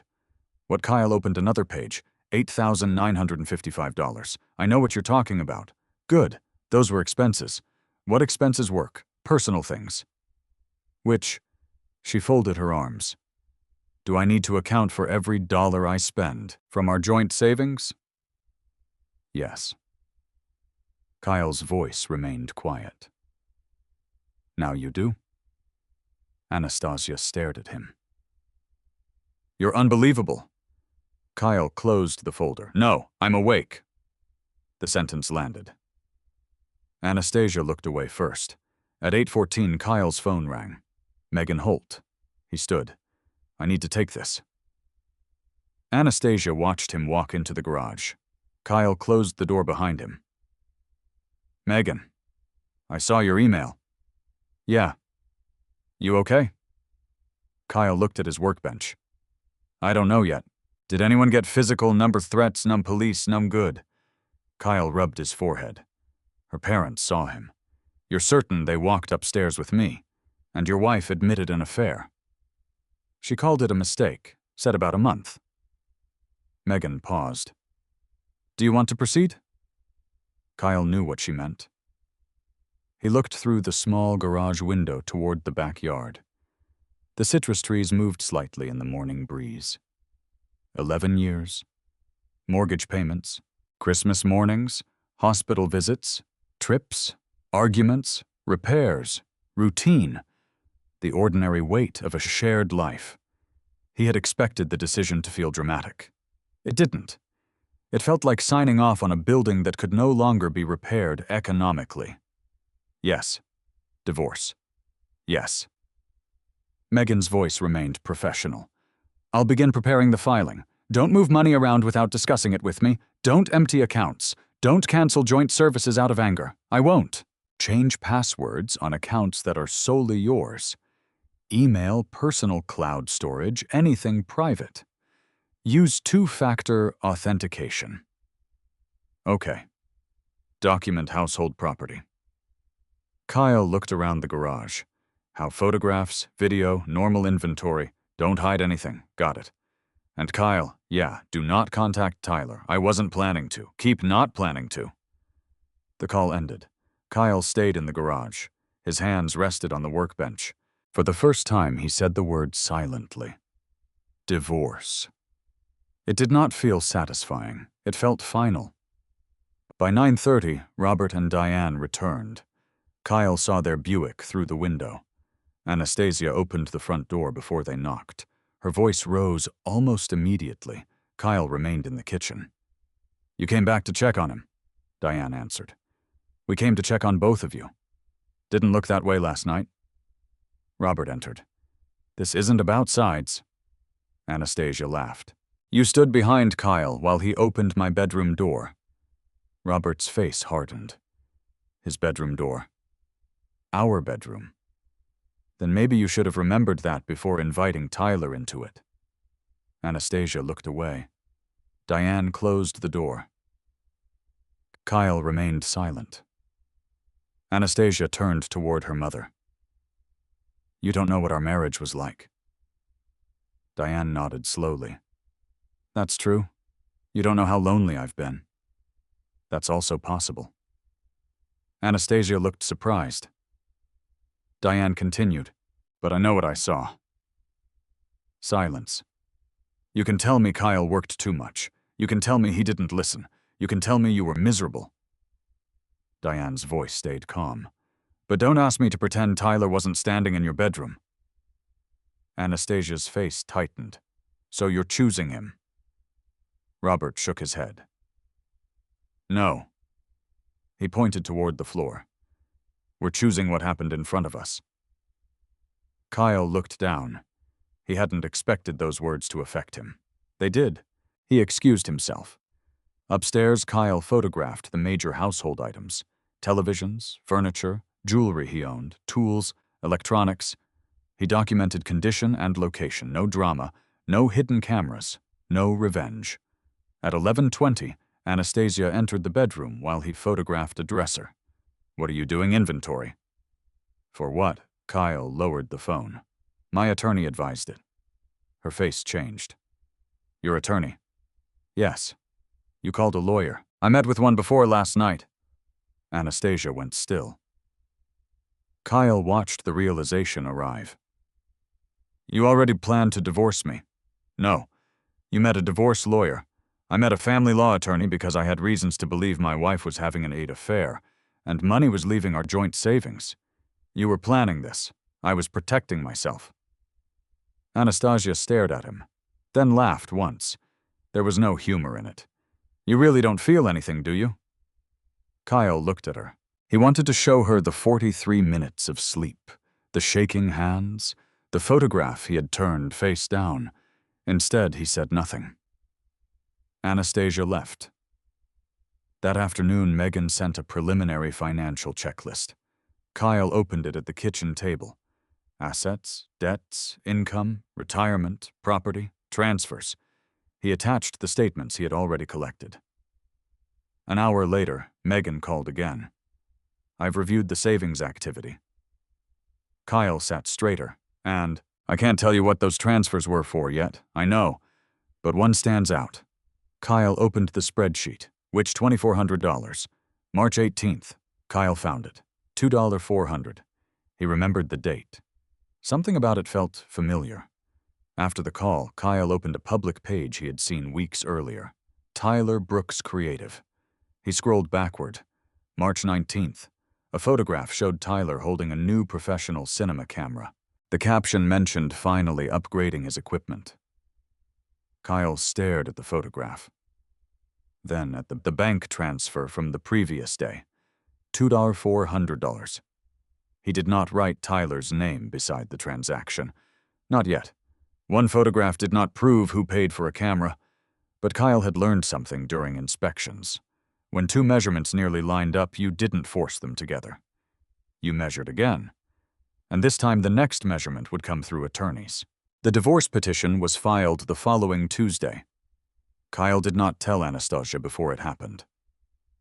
Megan Holt had advised him not to turn the filing into a threat. No countdown, no dramatic warning, no sentence beginning with, if you don't, just paperwork. At 11:38 that morning, Kyle was standing on the third floor of a medical office project in Chandler when his phone vibrated. Megan had sent 4 words. Filed. I'll call later. Kyle read them once, then slipped the phone back into his pocket. A contractor stood 20 feet away, waiting for Kyle to inspect a fire-rated door assembly. Kyle walked over. Open it. The contractor pulled the door. Kyle checked the closer, measured the clearance, examined the label. Work continued. That surprised him. 11 years of marriage had just entered a court system, and the building around him had not changed. The drills still ran. Workers still carried drywall. Traffic still moved along the freeway outside. At 12:16, Kyle's phone rang. Anastasia? He watched it vibrate. He didn't answer. 30 seconds later, it rang again. Then a text. You filed for divorce. Kyle locked the screen. Another message appeared. Answer me. Then another. Kyle, seriously? He finished the inspection before responding. At 12:43, he typed, yes. The phone rang immediately. This time he answered. What Anastasia's voice came sharp. You filed, yes. Without talking to me, we talked. No, we didn't. You interrogated me. Kyle stepped away from this construction crew. We talked about Tyler. That's not what I mean. What do you mean you didn't even give us a chance? Kyle looked through an unfinished window opening. Below him, cars moved through the parking lot. A chance for what? To figure this out. Do you want to stay married? Silence. Kyle waited. Anastasia finally answered. I don't know. Then, what am I supposed to wait for? You're doing this because you're angry. No, don't lie, I'm not. You caught me with someone and filed for divorce less than a week later. I met Megan before I caught you. That makes it worse. Kyle closed his eyes briefly.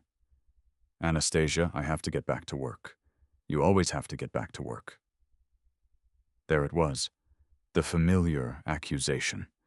Maybe once it would have pulled him into an argument. Not anymore. We'll communicate through the attorneys about the filing. You already hired an attorney for me, too. No. Then don't tell me how I'm communicating. Fine. Kyle ended the call. His hands remained steady. That evening, he returned home at 6:22. Anastasia was waiting in the kitchen. A business card sat on the counter. Whitmore Family Law. She had hired someone. Kyle looked at the card. Good. Anastasia laughed. You're happy you should have representation. Stop talking like a brochure. Kyle put his keys down. I'm not trying to fight with you. You filed a lawsuit against me. I filed for divorce. Same thing. Kyle opened the refrigerator. The Desert Peak IPA was still on the bottom shelf. He stared at it, then took a bottle of water. Anastasia watched him. My attorney says you can't force me out of the house. I haven't tried. He says the house is marital property. I know. He says my income doesn't mean you automatically get everything. I know. Her frustration grew with every answer. What exactly do you think you're going to take from me? Kyle closed the refrigerator. Nothing. Nothing. I want an accurate division of what we own and owe. She stared. You really think you're going to walk away clean? Kyle looked at her. I don't think anything yet. He went upstairs. The next 2 weeks were quiet in the way legal conflicts often were. Nothing exploded. Documents accumulated. Anastasia moved into the guest room after Kyle returned to the master bedroom. They used separate bathrooms, bought separate groceries, communicated mostly through short texts, even while living beneath the same roof. Megan requested financial disclosures. Anastasia's attorney, Daniel Whitmore, did the same. Kyle provided everything requested: pay records, retirement statements, tax documents, bank accounts, vehicle information. The Tacoma was worth less than Anastasia's SUV. Kyle didn't care. Then the records from Anastasia's individual checking account arrived. Megan called him into her office. She had arranged printed statements across the conference table. Kyle sat opposite her. Remember the 8955, yes. We can account for most of it now. Kyle looked down. Megan pointed to the first transfer. Money moved from joint savings into your wife's personal checking. That part I knew. Then it moved again. She slid another page toward him. Kyle read the transactions. March 18th. 22400 transferred from joint savings. March 19th, 2287 debit. Merchant Copper State Camera and Cinema. Kyle stared at it. Tyler's camera photograph had been posted March 19th. Megan did not mention the post. She didn't need to. Could be hers, Kyle said. Could be. She works in marketing. Exactly. Kyle looked at Megan. You don't believe that? My belief doesn't matter. She tapped another transaction. April 4th, $750 transferred in. April 5th, payment to Canyon Auto Service. Kyle frowned. Anastasia's SUV had been serviced at the dealership. He remembered driving her there. What vehicle we don't know yet. Another page. April 21st, $1,200 transferred from joint savings. April 22nd, payment to Mesa Loft Apartments. Kyle looked up. Rent could be. Anastasia doesn't rent an apartment. I know. Kyle's eyes returned to the statement. Megan slid over another sheet. May 2nd, $625. The outgoing charge was to a men's clothing store in Scottsdale. Then another. $900. Electronic payment to an account identified only by initials. TB Kyle stared at them. He felt anger return. Not the heat from the night he caught Tyler. Something cleaner. $9,000 was not going to destroy Kyle financially. That wasn't the point. He and Anastasia had built the savings account together. Every automatic transfer represented hours of work. Canceled vacations, packed lunches. Weekends Kyle had spent repairing their house instead of paying contractors. Anastasia had watched him do those things. What can we prove, he asked. Megan leaned back. That money moved from marital savings to her individual account and then was spent. On him, some transactions suggest that. Suggest isn't prove. No. Kyle nodded. What do we do? We request supporting documentation. No confrontation? No confrontation. Kyle almost smiled. You knew I was going to ask. I've met divorcing people before. The requests went out. Receipts, invoices, transfer details, documentation for expenditures above agreed thresholds. 10 days later, some answers arrived. Not all. Enough. Copper State Camera and Cinema provided a purchase receipt attached to Anastasia's disclosed email confirmation. Customer name, Tyler Brooks. 87.14. Kyle read the name twice. The apartment payment was more direct. Mesa Loft Apartments. Resident Tyler Brooks. 1 month payment, $1.25 plus processing fee. Canyon Auto Service produced an invoice, 2019 Honda Civic. Customer Tyler Brooks. Kyle leaned back in Megan's conference room. The same Civic that had been parked down the street from his house. He rubbed his jaw. How much Megan looked at her notes. We can connect at least $5, $8.47 directly or strongly to expenses benefiting Tyler. Kyle looked at the remaining transactions, and the rest still being documented. Kyle said nothing. Megan closed one folder. There is another issue. What your wife's disclosure indicates, she received a substantial performance bonus last year.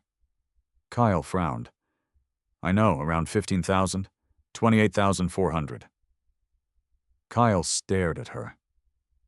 No. Megan rotated the document. Solara Home Group, annual performance bonus, gross $28,400. Kyle remembered the conversation.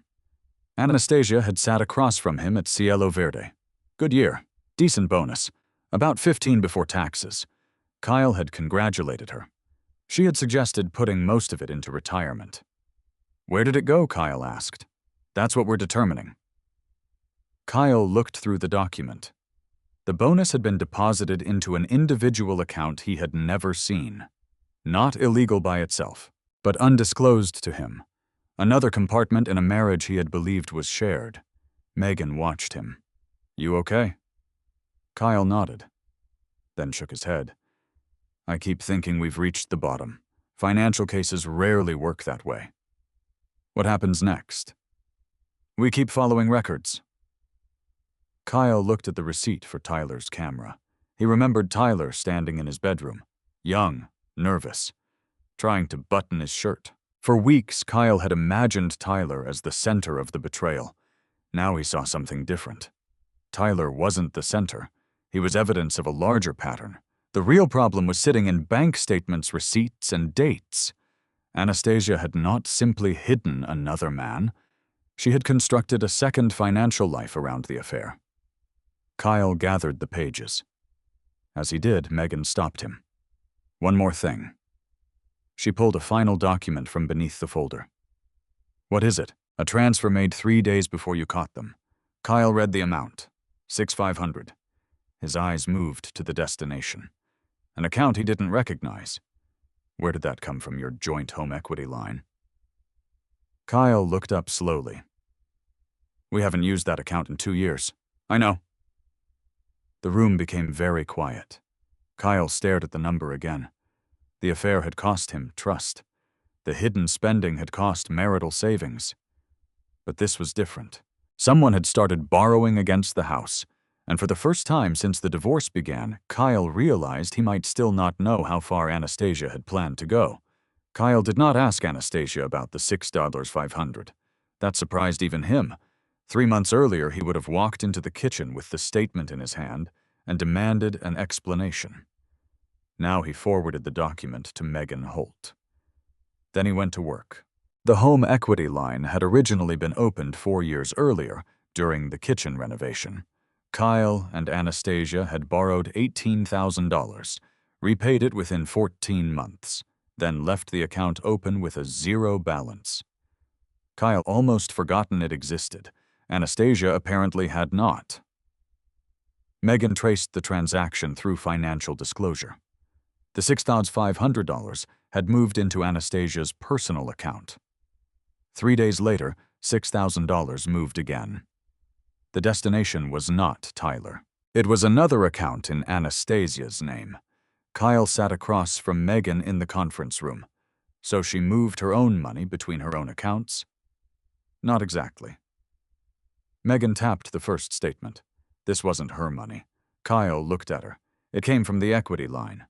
Correct. Which is secured by the house. Correct. Kyle leaned back.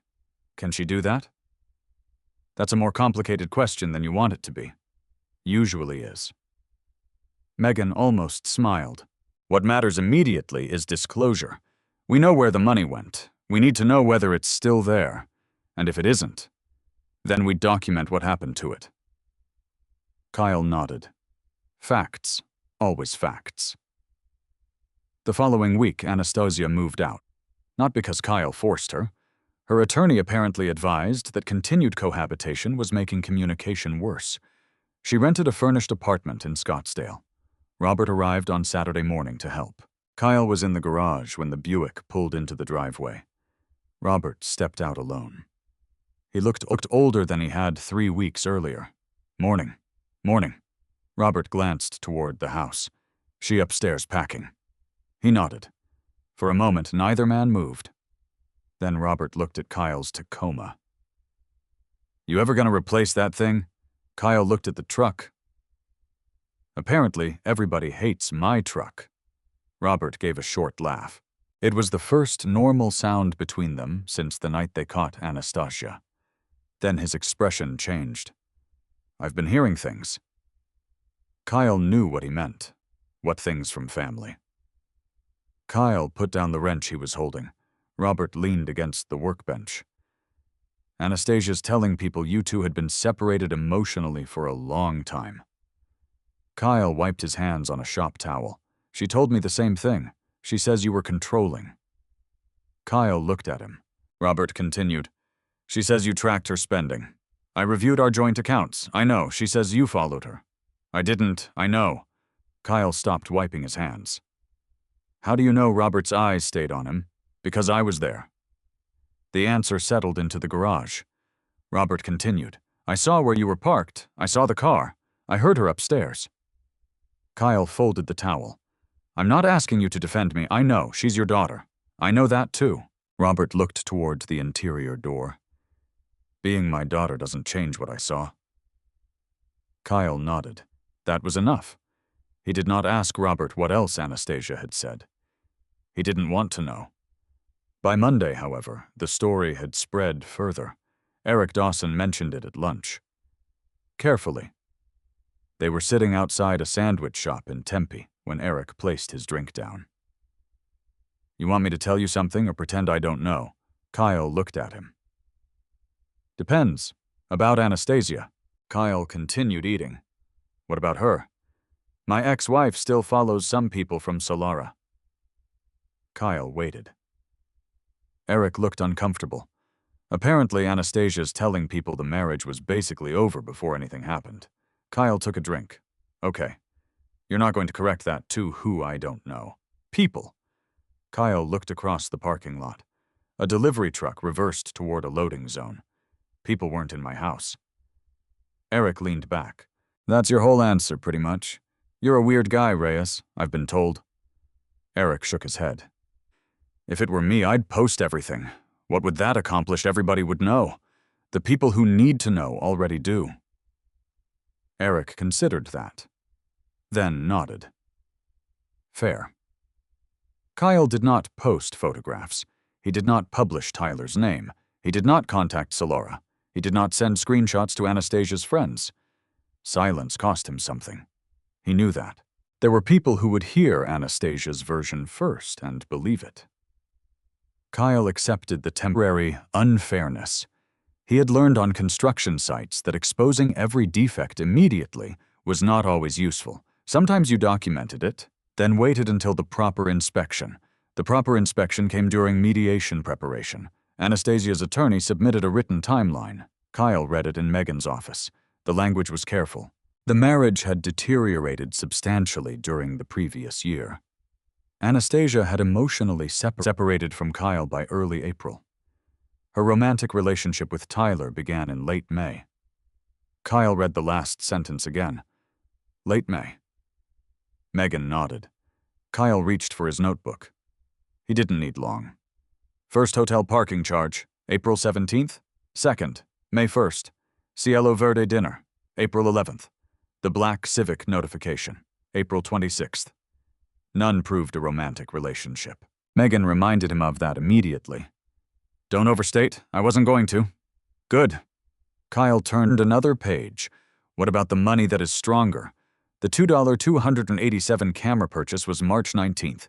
The Honda repair was April 5th. Tyler's apartment payment was April 22nd. All before the claimed late May start. Kyle looked at Megan. Why would she spend thousands on him before they were together? That's a question for her. The request for clarification went through counsel. The response arrived 5 days later. Anastasia claimed Tyler had performed freelance video services outside his Solara contract. The payments, she said, were compensation. Megan read the explanation aloud. Kyle frowned. From our savings. Our savings, apparently.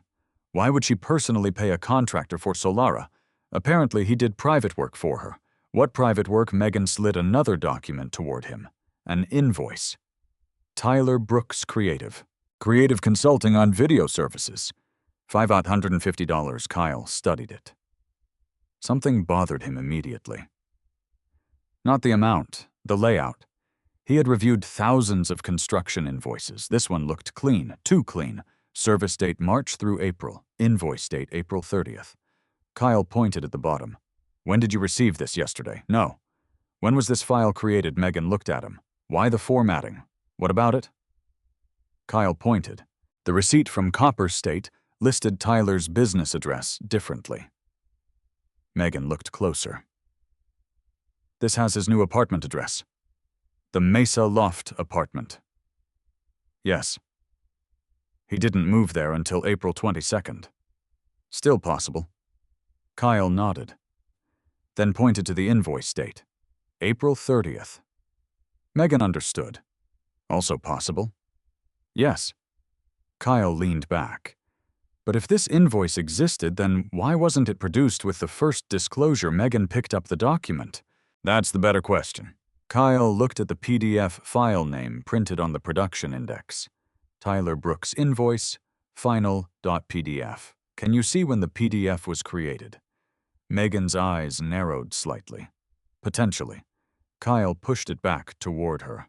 I don't want to touch it. Good. I don't want them saying I manipulated anything. Very good. Megan called her paralegal. The original electronic production had preserved basic file metadata. They checked it. Kyle waited. Megan looked at the screen, then at him. Interesting. What creation date? Kyle said nothing. Megan turned the laptop. The invoice supposedly documenting work performed months earlier had been created 3 days ago. 3 days after Anastasia's attorney had been asked to explain the transfers. Kyle stared at the timestamp. There was no satisfaction, only confirmation. Again, a story had been offered. Again, the dates did not support it. Does this prove the invoice is fake? Kyle asked. No. Megan's answer came immediately. It proves the electronic file was created recently. There could theoretically have been an older invoice recreated as a PDF. Is there an older one? That's what we'll ask. Kyle nodded. No accusations, no assumptions, just another request. 2 days later, Anastasia's attorney asked to schedule a settlement conference. Soon. Megan called Kyle. They've changed their position. How? They want to resolve the case without extensive additional discovery. Kyle stood beside his kitchen window. The house was quieter since Anastasia moved out. How generous. Don't get sarcastic yet, sorry. They're proposing property division. What's the house? That's the problem. Kyle straightened. What problem? They want Anastasia to keep it. Kyle looked around the kitchen, the cabinets he had installed, the flooring he had repaired, the sliding door he had replaced. What are they valuing it at $460,000? Kyle went still. No, you sound confident. I am. Why? Because the house 3 doors down sold for $528 last month. Same condition, smaller lot. Original kitchen, no workshop. Older HVAC. Megan paused. What do you think yours is worth? At least $525? Maybe more. Their proposal uses $460, pays you half the equity at that valuation, and asks both sides to waive further claims regarding historical spending. Kyle understood immediately. The hidden transfers, the camera, the apartment, the civic repair, the equity line. All of it disappeared if he accepted. Megan continued. They want a fast settlement. Kyle looked toward the backyard. The citrus trees were visible through the glass. What do you recommend? Independent appraisal. Do it. No hesitation, none. 3 days later, a certified residential appraiser arrived. Kyle did not follow him around. He answered questions, provided permitted renovation records, showed receipts for major improvements, then stayed out of the way. The report came the following week. Megan called at 8:03 Monday morning. Kyle was sitting in the Tacoma outside an inspection site, got the appraisal, and $542,000. Kyle looked through the windshield, $72,000 above Anastasia's proposed valuation. Megan continued. That changes the equity calculation considerably. Kyle didn't answer immediately. For years, Anastasia had teased him about the house. His obsession with permits, his insistence on documenting upgrades, the weekends spent measuring, repairing, checking. She had called him boring. Now those records sat inside an appraisal file. The things that had made Kyle ordinary in her eyes had just become evidence worth tens of thousands of dollars. Megan broke the silence. You still there? Yes. Good, because there's something else. Kyle's grip tightened slightly around the phone. What the $6,500 from the home equity line? What about it? We found where the remaining transfer went. Kyle waited.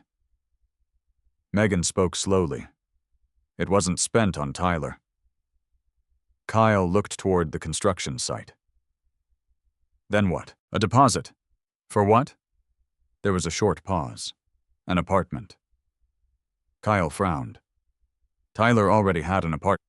Not Tyler's. Kyle said nothing. Megan continued.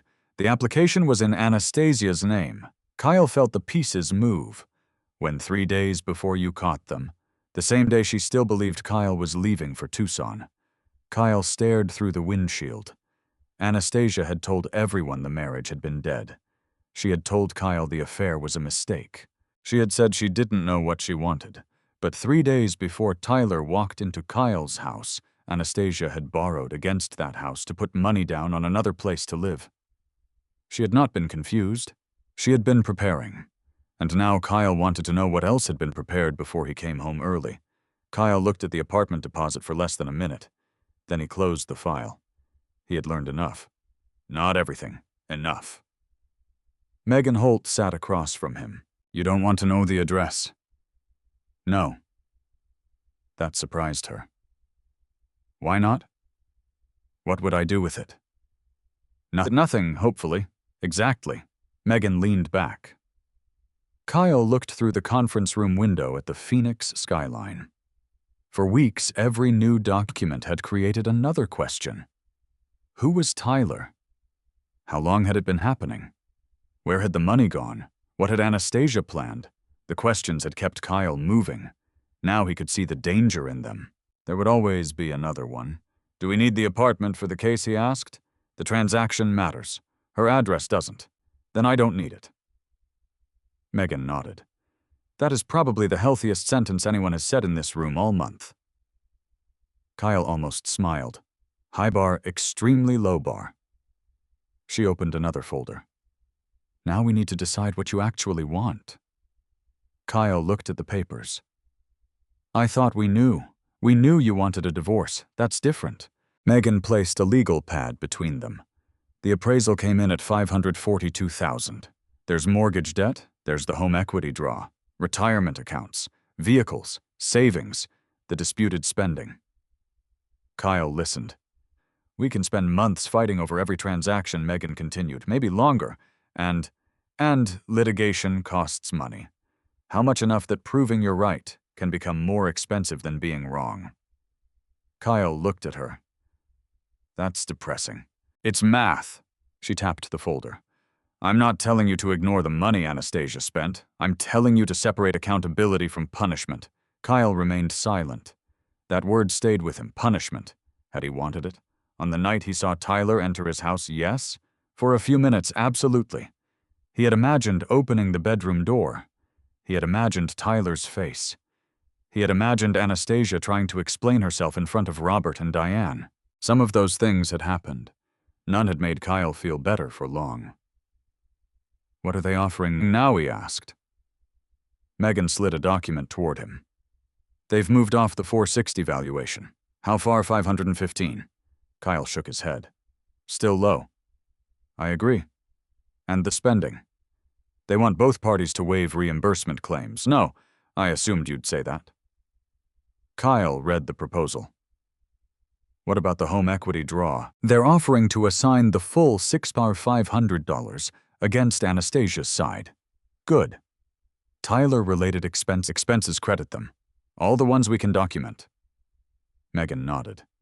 That's reasonable. Kyle looked at her. You sound surprised. I've had clients demand compensation for emotional distress because their spouse bought another person a cheeseburger. Did they get it? No. Then don't bill me for asking. Megan smiled. Deal. The settlement conference took place 12 days later. Kyle arrived at 8:42 a.m. He wore a navy button-down shirt, gray slacks, and the same watch he had owned for 6 years. Anastasia arrived with Daniel Whitmore 10 minutes later. Kyle had not seen her in person since she moved out. She looked polished. Cream blazer, dark trousers, hair perfect. For a moment she looked exactly like the woman who used to walk through their kitchen before client dinners. Then Kyle noticed she wasn't wearing her wedding ring. He looked away. The negotiations began in separate rooms. Numbers traveled back and forth. $515,000. Rejected. $530,000. Kyle considered it. Megan shook her head. We have a certified appraisal at 5:42. I'm trying to avoid wasting another day. That's why they offered 5:30. Kyle leaned back. Counter at 5:38. Megan studied him. Why not 5:42? Because $4,000 isn't worth another month of my life. She nodded. Good answer. The counter went out. Accepted. Then came the disputed expenditures. Tyler's camera, car repair, apartment payment, other documented purchases. Anastasia's side argued that some had legitimate business purposes. Kyle did not argue personally. Documents moved, receipts moved, numbers changed. At 2:18 p.m., both sides reached a provisional credit.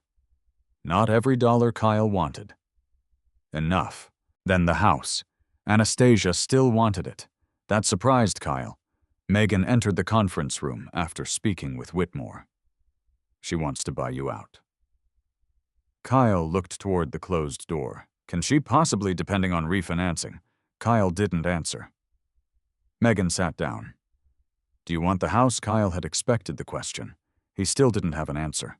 That evening, negotiations paused. Kyle drove home alone.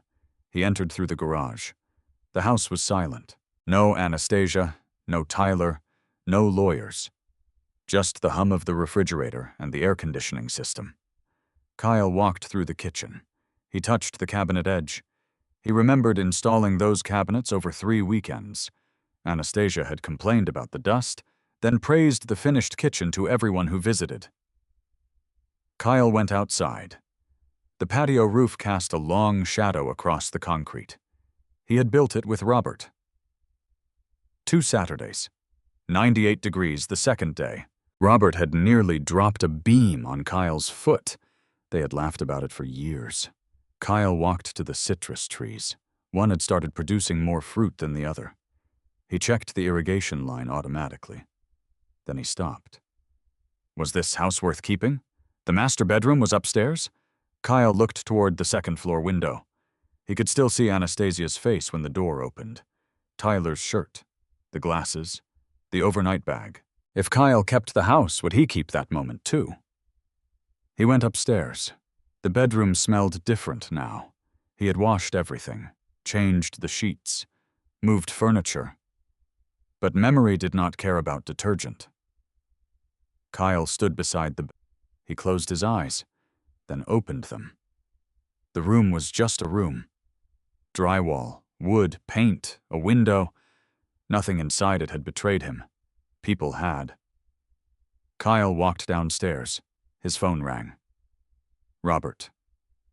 Kyle hesitated, then answered. Hey, you busy, nut? Robert paused. Anastasia told us you might sell the house. Maybe. You want my...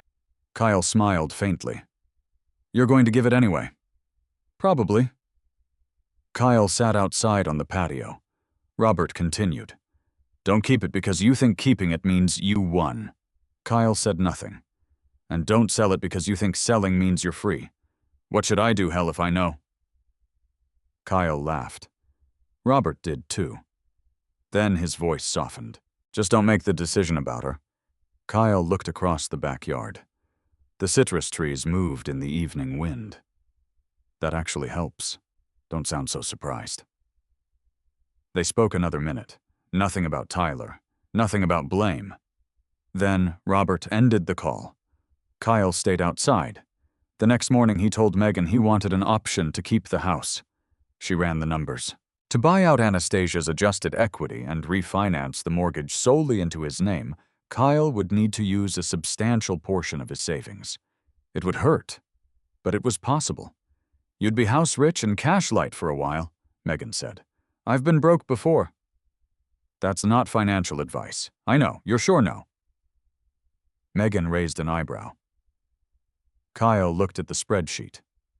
I'm sure enough? Negotiations resumed. Anastasia's side resisted. Then something shifted. By late afternoon, Whitmore requested a private conversation with Megan. She returned 20 minutes later. They'll let you keep the house. Kyle studied her. What changed? They want closure. Meaning they're willing to resolve. The proposed settlement assigned the house to Kyle subject to refinance. Anastasia would receive her adjusted equity.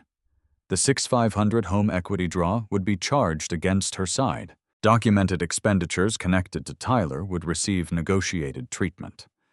Retirement accounts would be divided according to agreed calculations. No one walked away with everything. No one walked away with nothing. It was not revenge. It was arithmetic. Kyle read every page. At 5:47, Anastasia entered the conference room for the first time that day. Whitmore sat beside her. Megan sat beside Kyle. Anastasia looked exhausted. She stared at Kyle.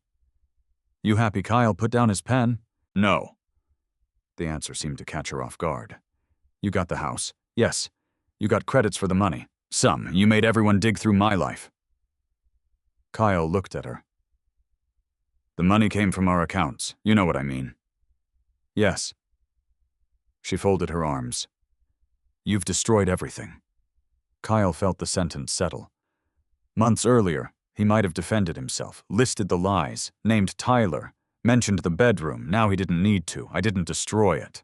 Anastasia stared at him. Kyle continued. I stopped protecting you from the consequences of choices I didn't make. Her expression hardened. Nobody spoke. Megan looked down at her papers. Whitmore did the same. Anastasia turned toward the window. Kyle felt no triumph, only exhaustion. 20 minutes later, the preliminary settlement framework was signed. Not the final decree, but close. Kyle walked out of the building at sunset. He drove home, parked the Tacoma in the garage, then walked through the house without turning on the lights. Kitchen, living room, stairs, master bedroom. He stood in the doorway. For the first time, Kyle did not see Tyler. He saw the faded paint near the baseboard, a loose outlet cover, one small drywall crack above the closet door, things that could be fixed. Kyle almost smiled. Then his phone vibrated. A message from Megan. One issue left before final documents. Call tomorrow. Kyle stared at the screen. Of course. There was always one more issue. He put the phone down. Tomorrow could wait. Tonight, Kyle stood inside the house everyone thought he had been too ordinary to understand the value of. And for the first time since the night Anastasia opened the front door for Tyler Brooks, the silence inside it belonged to him. Megan called at 8:11 the next morning. Kyle was already at work. He stood outside a warehouse renovation in Glendale hard hat, under one arm, while a subcontractor unloaded steel studs behind him. You said there was one issue left, Kyle said. There is. What, Tyler? Kyle looked across the parking lot. What about him? His attorney contacted Whitmore yesterday. Kyle frowned. Tyler has an attorney apparently, now he does. Why? Because the invoice problem got his attention. Kyle walked farther from the construction noise. What does that have to do with me? Possibly nothing. Possibly something useful. Megan paused. Tyler claims he did not create the invoice we received. Kyle stopped walking. The invoice with his company name, yes. His address, yes. His services, yes. He says it isn't his. Correct. Kyle stared at the asphalt. The recently created PDF returned to his mind. What exactly is he claiming? That Anastasia asked him for an invoice after the divorce disclosures raised questions about the transfers. Kyle said nothing. Megan continued. According to his attorney, Tyler refused because the payments weren't for business services. Kyle's jaw tightened. So somebody created one anyway. That is what his position appears to be. Anastasia, don't jump. Kyle exhaled. Right. We have metadata. We have the document production. Now we may have a witness disputing authorship. What does Tyler want to stay out of the divorce? Kyle looked toward the warehouse. That would have been easier before he came into my bedroom. I assume his attorney has explained that. Despite himself, Kyle smiled faintly. What happens now, we request clarification through counsel. No call to Tyler. Absolutely not. Fine. Kyle returned to work. For most of the day, he thought about the invoice. Not because he cared whether Tyler was embarrassed, not because he wanted another confrontation, because the pattern had become impossible to ignore. When a fact became inconvenient, Anastasia produced a story. When the story failed, another appeared. The marriage was already dead. The affair began later. The payments were business expenses. The invoice proved it.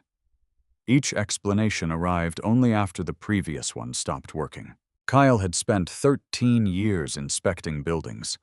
Problems rarely became dangerous because of one defect.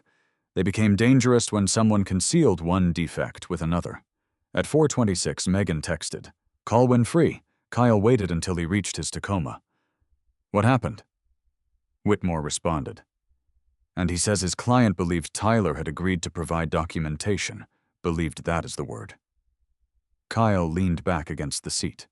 Who created the invoice? They aren't answering that directly yet. Of course, Kyle, I know, facts, exactly.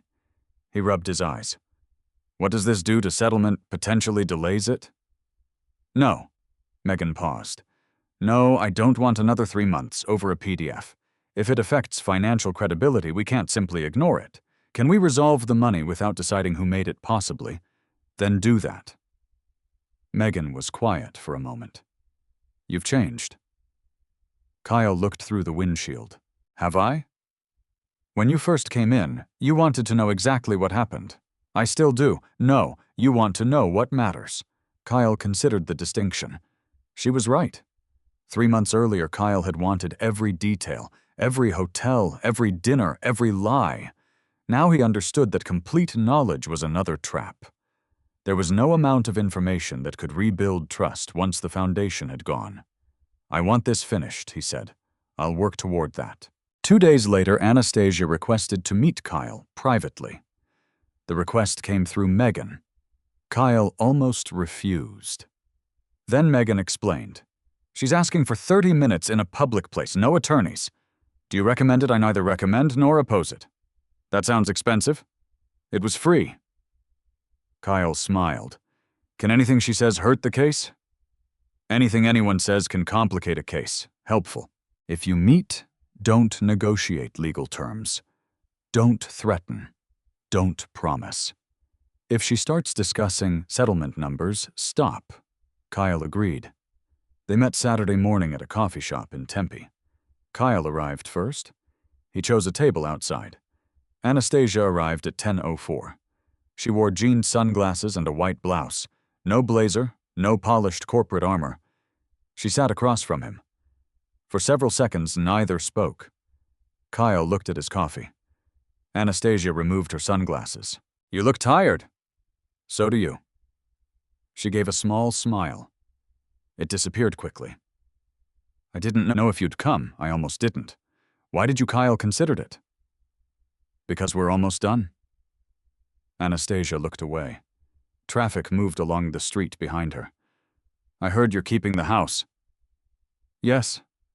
You always loved that place more than I did." Kyle did not answer. Maybe that was true, maybe it wasn't. It didn't matter anymore. Anastasia folded her hands. "Tyler and I aren't together." Kyle felt almost nothing. That surprised him. "Okay, you don't care. Should I?" She looked at him. "I thought you'd want to know." "I don't." The answer came naturally. No performance, no revenge. Anastasia looked down. "He blamed me for everything." Kyle remained silent. He said I made him look like some kid I was paying to sleep with me. Kyle's expression didn't change. "He says the money made everything weird." Anastasia, what? "I don't want to talk about Tyler." She stopped. Kyle took a drink. For the first time since the affair began, Tyler Brooks became exactly what Kyle wanted him to be. Irrelevant. Anastasia looked toward the street. "Do you hate me?" Kyle considered the question carefully. "No." She looked back. "You should. Hate takes maintenance." Her mouth moved slightly, a sad smile. Kyle continued, "I don't want to maintain anything with you except what's necessary to finish the divorce." The smile disappeared. "That sounds cold." "It isn't." "What is it, a boundary?" Anastasia leaned back. For several seconds, she watched him. "You really did change." Kyle thought about Megan saying the same thing. "No." He shook his head. "I think I stopped explaining myself." Anastasia looked down at her hands. "I was lonely." Kyle said nothing.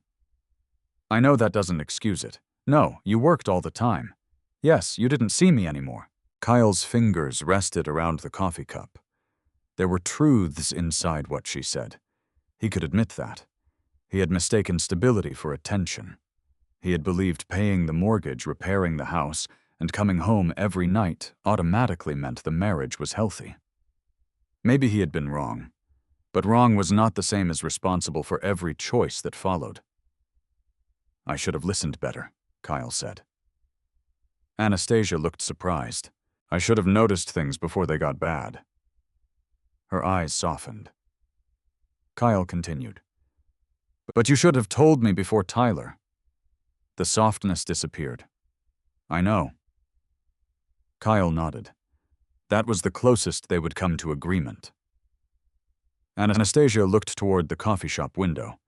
The invoice wasn't Tyler's. Kyle stayed still. "I know." Her head turned sharply. "You know his attorney contacted ours." Anastasia looked down. Kyle did not ask who created it. He didn't need to. She spoke anyway. "I panicked." Kyle waited. "The money looked terrible. It looked like what it was." "I thought if there was documentation." She stopped. Kyle looked at her. "You thought a document could change what the money was for." Anastasia's eyes filled slightly. Kyle felt no satisfaction, only fatigue. "I didn't think it would go this far." Kyle looked at her. The affair, everything, the money, the divorce. Kyle nodded slowly. "Neither did I." They sat quietly. A server carried drinks past them. Someone laughed inside the cafe. Ordinary Saturday morning. Anastasia wiped beneath one eye. "I never thought you'd actually leave." That sentence reached Kyle deeper than anything else she had said. Not because it hurt, because it explained something. She had believed his patience was dependence, his quietness was weakness. His commitment meant there was no line she could cross that would make him walk away. Kyle looked at her. That was the part you got wrong. Anastasia lowered her eyes. 30 minutes after arriving, Kyle stood. I should go. She looked up. That's it, yes. 11 years, and that's it? Kyle paused. No. He looked at her. 11 years was 11 years. I'm not going to pretend all of it was bad because of how it ended. Anastasia said nothing, but the ending still counts. Kyle walked toward the parking lot. He reached the Tacoma. Before opening the door, he looked back. Anastasia remained at the table, alone. Kyle got inside. He drove home. Monday morning, Megan called. We have a revised settlement. Kyle sat at his kitchen table. What changed Anastasia's side has withdrawn the invoice. Good. They've accepted the negotiated credits. Good. They've accepted the house terms. Kyle waited. And they've agreed to responsibility for the home equity draw? Kyle looked around the kitchen. So we're done almost. There's always an almost. One signature package, then the court process. Kyle leaned back. For months he had imagined justice arriving as a dramatic moment. Anastasia exposed, Tyler humiliated, some perfect sentence spoken at exactly the right time. Instead, justice arrived as corrected numbers on a settlement sheet. $538,000 agreed property value. Documented credits. Allocated debt. Verified accounts. Signatures. Nothing cinematic, nothing loud. Just a system working because Kyle had given it facts instead of rage. Megan continued. I'll send the final documents tonight. Kyle looked toward the garage. His old Tacoma waited inside. Send them. That evening, the documents arrived. Kyle read every page, twice. At 10:36 p.m., he reached the signature line. Kyle Reyes. He held the pen above it. For a second, he remembered another signature. 11 years earlier. Marriage license, Anastasia beside him. Robert joking behind them, Diane crying. Kyle lowered the pen. He signed, then dated it. The next morning, Megan confirmed Anastasia had signed too. The remaining court process would take time. But the fight was finished. Kyle stood in his kitchen reading the message. Sunlight came through the window. A loose cabinet hinge caught his eye. He opened the drawer beneath it. Found a screwdriver. 2 turns. The hinge aligned. Kyle closed the cabinet. Perfect. His phone vibrated again. This time it was Robert. Dinner Sunday. Diane wants to see you. Kyle stared at the message. Then typed, I'll bring dessert. He put the phone down. The house was quiet. Not empty. Quiet. There was a difference. Kyle was beginning to understand it. But the final signature had not yet become the final consequence. And one last conversation with Robert would show Kyle exactly what surviving the betrayal had actually cost him. Sunday dinner at Robert and Diane Bennett's house began at 5:30. Kyle arrived at 5:24. He had stopped at a bakery in Scottsdale and bought a lemon pie because Diane liked lemon, and Robert complained about anything containing fruit while somehow always eating 2 slices. Kyle parked the Tacoma in the same spot he had used for 11 years. For a moment, he remained behind the wheel. The Bennett house looked unchanged. Tan stucco, 2-car garage, American flag near the porch, a basketball hoop nobody had used since Anastasia's younger brother moved to Colorado 6 years earlier. Kyle had spent dozens of holidays here, Thanksgivings, birthdays, 4th of July cookouts. He had stood beside Robert at that grill while Anastasia and Diane argued about whether corn needed to be wrapped in foil. Now Kyle was divorcing their daughter. He picked up the pie. Robert opened the door before Kyle knocked. You brought dessert. Diane told me to. She tells everybody to. Kyle stepped inside. Robert took the bakery box. What is it, lemon? Robert stared at him. You know I hate lemon. You'll eat 2 pieces. That's not the point. Kyle smiled. For a few seconds, everything felt normal. Diane came from the kitchen and hugged him. Not politely, fully. Kyle stood still before returning it. When she stepped away, her eyes were wet. Sorry, don't be. I said I wasn't going to do that. Robert carried the pie toward the kitchen. You said that last Christmas too. Diane ignored him. Dinner's almost ready. Kyle followed them. There were only 3 place settings. He noticed immediately. No Anastasia. He had wondered whether she might be there. He had not asked. Diane saw him looking. She knows you're here. Kyle nodded. She thought it would be better if she didn't come. Probably. Diane turned toward the oven. Kyle helped Robert carry plates to the table. Dinner was pot roast mashed potatoes, carrots, and green beans. For the first 10 minutes, nobody mentioned the divorce. Robert talked about a neighbor who had installed an enormous satellite dish without checking HOA rules. Diane complained about grocery prices. Kyle described a contractor who had framed an entire wall 6 inches off the approved plan. Ordinary conversation? Kyle appreciated it more than he expected. Then Diane put down her fork. Are you keeping the house? Yes, definitely. Assuming the refinance closes. Robert nodded. Good. Diane looked at him. You said he shouldn't keep it just to prove something. I said he shouldn't keep it for the wrong reason. And now Robert looked at Kyle. Is it the wrong reason Kyle thought about it? No. Robert returned to his food. Then good. Diane looked at Kyle. Will it be difficult financially? Yes. For a while. You could sell, I know, but you don't want to. No? Diane nodded. She didn't question him again. After dinner, Robert carried 3 plates into the kitchen. Kyle started to follow. Robert pointed toward the patio.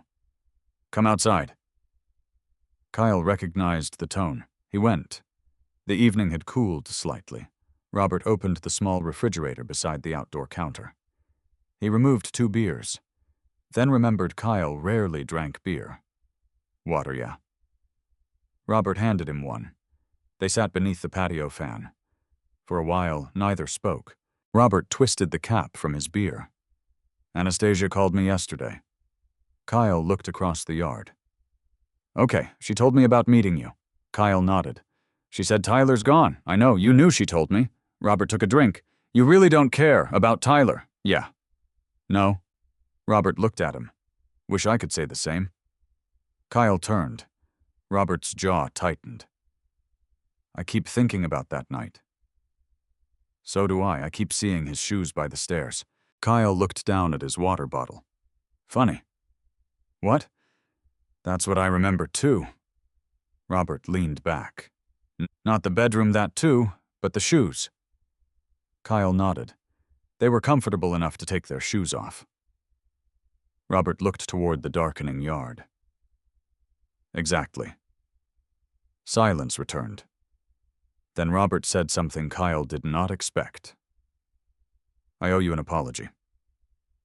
Kyle frowned. For what? Robert rolled the beer bottle between his hands. For not seeing what was happening. You weren't supposed to. She was my daughter. She still is. I know. Robert looked at him. I raised her. Kyle heard the weight behind the words. He chose his answer carefully.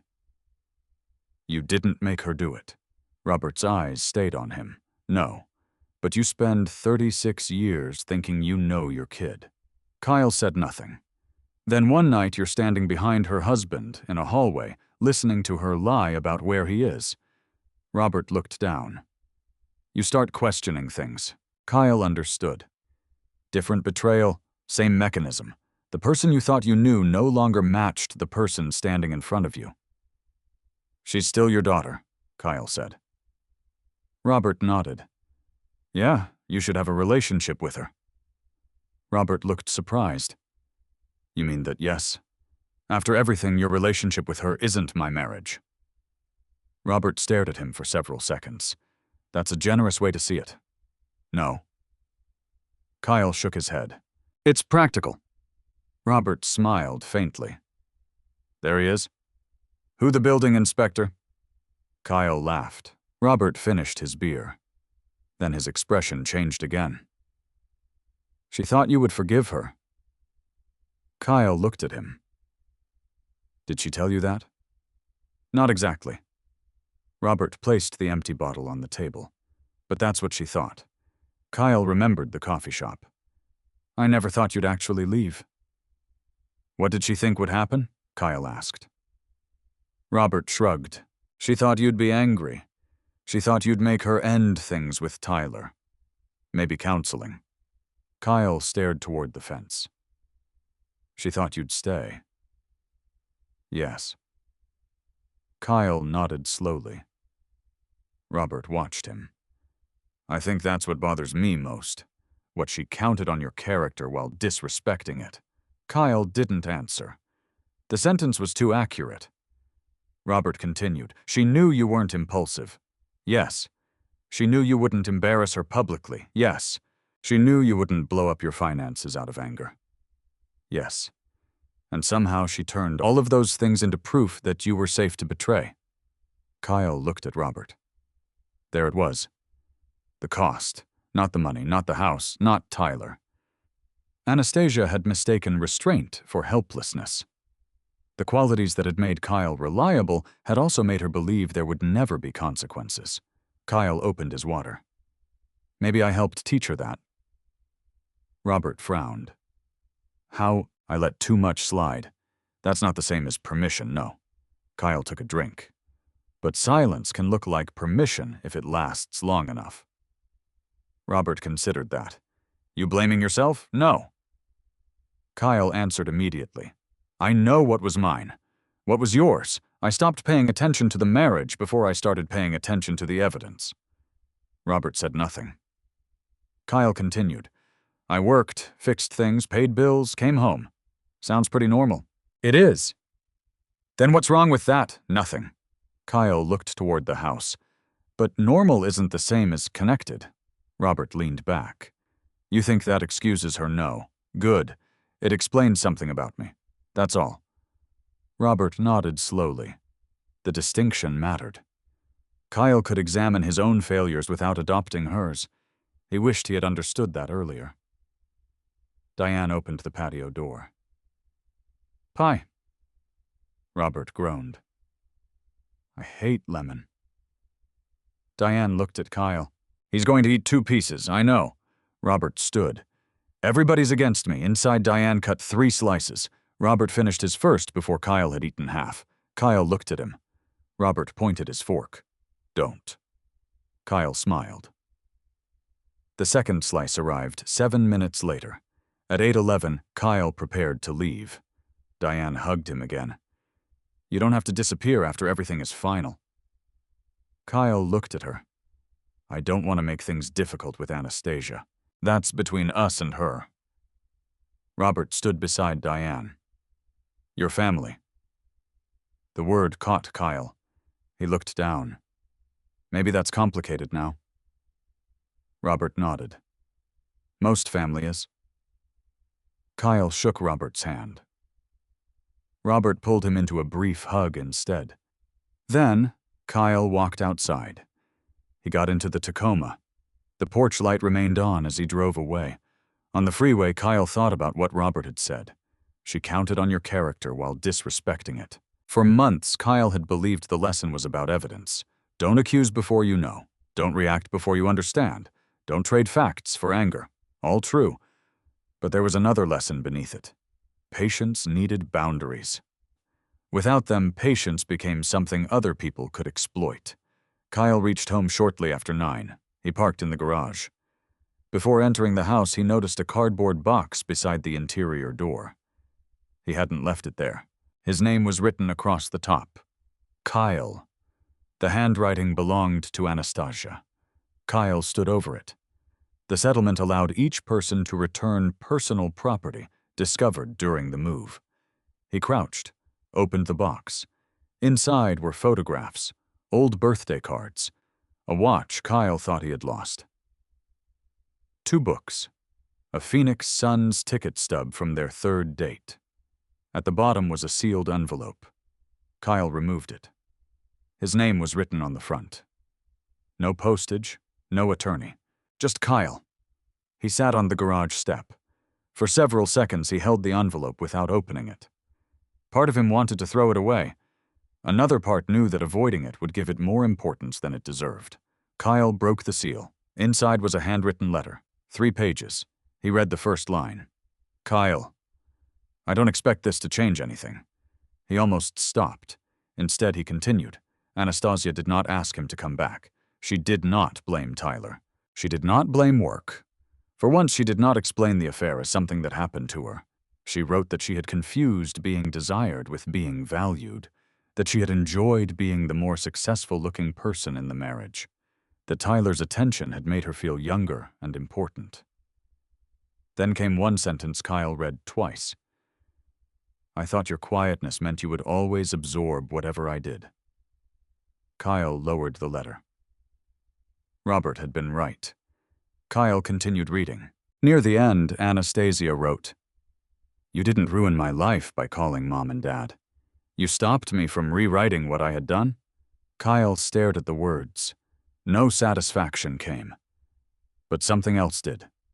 Release. He folded the letter, placed it back inside the envelope, then returned it to the box. The following morning, Megan called. Kyle answered from the kitchen.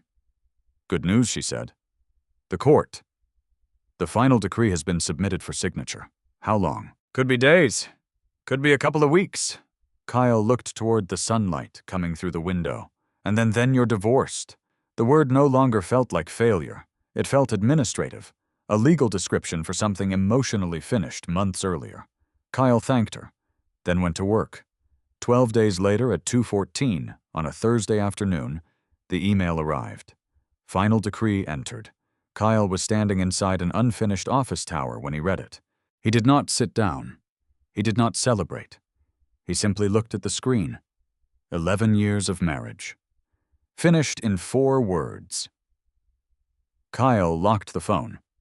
A superintendent approached carrying inspection plans. You ready?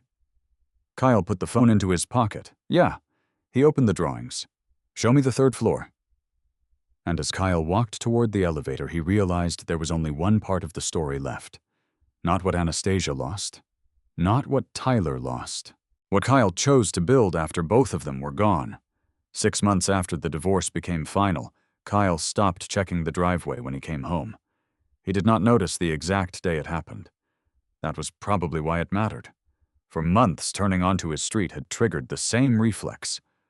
Look for a black Honda Civic, check the curb, check the driveway, check the front door.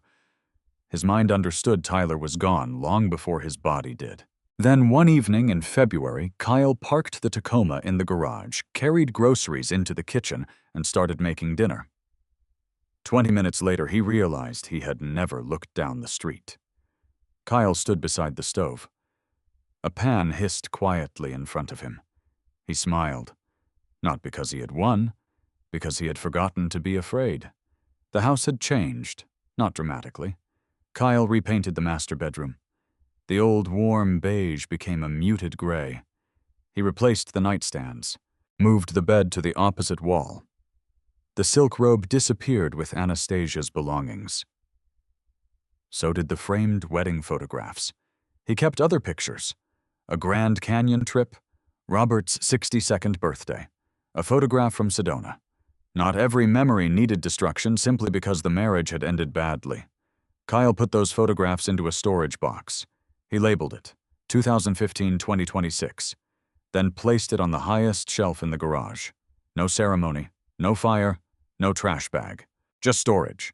The refinance closed in October. The payment increased. Kyle's savings dropped more than he liked.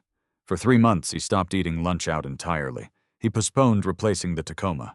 Again, Eric Dawson mocked him relentlessly. One Friday afternoon, Eric leaned against the truck after an inspection in Chandler. You got the house, you're single, you make decent money, and you're still driving this thing. Kyle unlocked the door. It starts. That is the lowest possible standard for a vehicle. It stops, too. Eric stared at him. Luxury. Kyle smiled. The truck started on the first turn. That mattered more to him than appearances ever had. Anastasia had once treated his old Tacoma plain clothes and quiet routines as evidence that Kyle lacked ambition. The divorce had stripped that idea down to its frame. Kyle had never lacked ambition. He simply had not performed it. His retirement account was healthy. His professional reputation was strong. His house had appreciated. His debts were controlled. He knew how to repair what he owned. He knew how to wait. And when waiting stopped being useful, he knew how to act. There was nothing glamorous about any of it. That was the point. In November, Kyle received a promotion. Regional Compliance Supervisor. He almost declined it. The job meant managing 6 inspectors across central Arizona. More meetings, less field work, better salary. Eric found out before Kyle decided. You're taking it. Kyle looked up from his desk. Didn't know you were my career advisor. I'm not. I'm the guy who doesn't want you inspecting my reports forever. Kyle accepted 2 days later. The first paycheck with the raise arrived in December. Kyle transferred part of it into savings. Then he did something he would not have done a year earlier. He booked a 3-day trip to Flagstaff, alone. No inspection, no conference, no work reason. He stayed near downtown, hiked in the mornings, and ate dinner wherever he wanted. The first evening felt strange. Kyle sat alone at a restaurant while couples talked around him. He almost opened his work email, then stopped. He ordered steak, drank coffee afterward, walked back to the hotel through cold air. Nothing important happened. That was what made it good. Life no longer needed to be a reaction to Anastasia. By Christmas, Robert and Diane had established a careful arrangement. They remained close to their daughter. They also remained in Kyle's life. Nobody asked permission. Nobody made speeches about it. Robert occasionally called when he needed help with something mechanical. Diane sent Kyle food he had not requested. Kyle accepted both. Anastasia and Kyle communicated only when necessary. Tax documents, a piece of mail, one insurance correction. The messages became shorter, then rarer. Tyler disappeared entirely. Kyle heard through Robert without asking that Anastasia had left Solara Home Group. Whether she resigned or was encouraged to leave, Kyle never learned. He did not search. He did not check her professional profile. He did not ask Eric's ex-wife for gossip. That surprised people. It no longer surprised Kyle. One Saturday morning, he was replacing an irrigation valve when Robert arrived. The Buick stopped outside the garage. Robert walked around back carrying 2 coffees. Peace offering. Kyle looked at him. For what I'm about to criticize your landscaping. Leave. Robert laughed. He handed Kyle a coffee. They spent 2 hours replacing the valve and adjusting the irrigation lines. Around noon, Robert sat on the patio. Kyle joined him. Robert looked toward the citrus trees. You seem better. Kyle opened his coffee. I am. You dating Kyle gave him a look.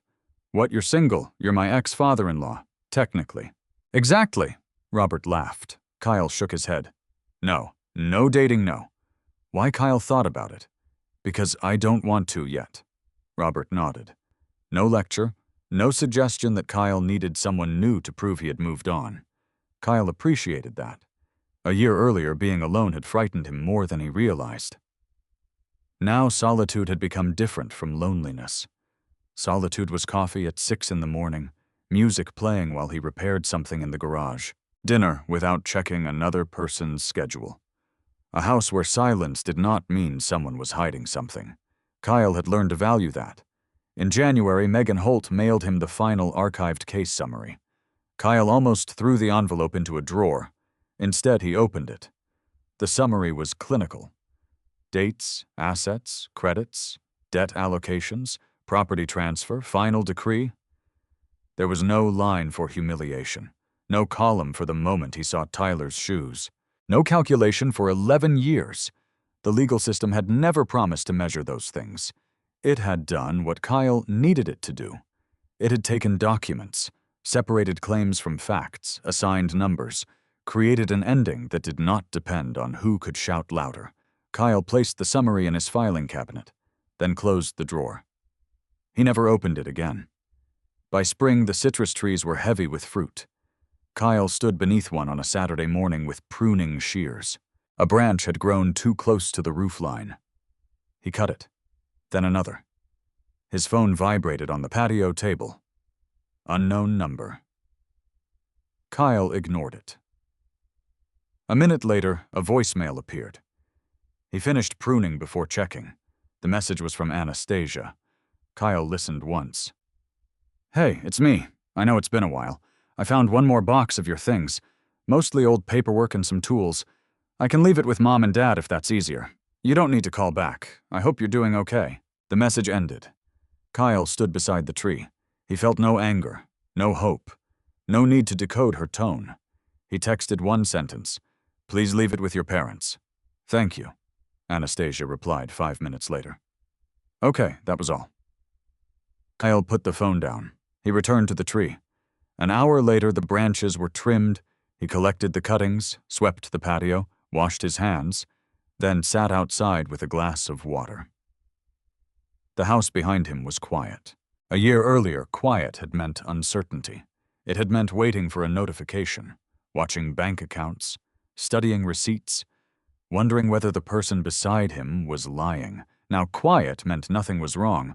Kyle had spent months believing closure would arrive through one final revelation. It never did. There was no perfect apology, no punishment severe enough to restore what had been lost, no courtroom speech, no moment when Anastasia fully understood everything she had done to him. Closure came differently. It came when Kyle stopped needing her to understand. He thought about the night Tyler arrived, the Civic beneath the broken streetlight, the overnight bag, the front door opening before Tyler knocked. Kyle could still remember every detail. But the memory had changed. It no longer felt like the night his life ended. It felt like the night uncertainty ended. Kyle had not kicked down the door. He had not attacked Tyler. He had not emptied the bank accounts. He had not destroyed Anastasia publicly. He had called Robert and Diane. He had walked into his own house. He had allowed the truth to stand where everyone could see it. Then he had documented what mattered and let the system do the rest. People had underestimated Kyle because he was quiet. Anastasia most of all. She had mistaken routine for weakness, patience for fear, an old truck for lack of value, silence for ignorance. She had been wrong about all four. Kyle stood and carried his empty glass inside. Near the garage door, his keys sat in the same ceramic bowl they had occupied for years. He picked them up. The Tacoma needed an oil filter. He drove to the auto parts store. On the way home, he stopped at a traffic light. A black Honda Civic pulled into the lane beside him. Kyle noticed it. For half a second, an old reflex stirred. Then the light turned green. Kyle drove forward. He never looked at the driver. That evening, he changed the oil in the garage. His hands became black with grease. The radio played quietly on the workbench. Sunset pushed orange light beneath the garage door. Kyle tightened the drain plug, wiped his hands, checked the oil level, exactly where it should be. He lowered the hood. Then he stood there for a moment, surrounded by tools, shelves, old paint cans, and the ordinary things he had built his life around. Nothing impressive, nothing designed to make strangers jealous. Just things that worked. Things maintained carefully. Things worth keeping. Kyle switched off the garage light. He walked into the house. And this time when the door closed behind him, he did not check whether anyone else was coming home. He already was. Betrayal rarely hurts only because someone chose another person. It hurts because it forces a man like Kyle to question years of ordinary moments he once trusted without examination. The lesson was not that quiet people always win, or that every betrayal ends with justice delivered perfectly. Kyle lost a marriage. He lost money. He lost the version of Anastasia he had believed in. But he refused to lose control of himself with it. When anger offered him a faster answer, he chose evidence. When humiliation offered revenge, he chose restraint. And when patience finally became self-abandonment, he drew a boundary. Real life is often less dramatic than the stories people tell about justice. There may be no confession, no perfect apology, no public moment where everyone admits you were right. Sometimes justice is a bank statement that cannot be explained away. Sometimes it is a witness who saw what happened. Sometimes it is an attorney, a documented timeline, and the discipline not to destroy your own future while reacting to someone else's choices. Strength does not always announce itself. Sometimes it looks like an old truck, a quiet man, and a folder full of facts. If you were in Kyle's position, would you have confronted Anastasia immediately, or would you have waited until you had undeniable proof? And could you have remained as calm when you saw Tyler walk into your own home? Share your perspective in the comments. Subscribe if you want tomorrow's story, because the next one begins with a husband opening a bank statement and discovering that the biggest secret in his marriage wasn't another man or woman at all.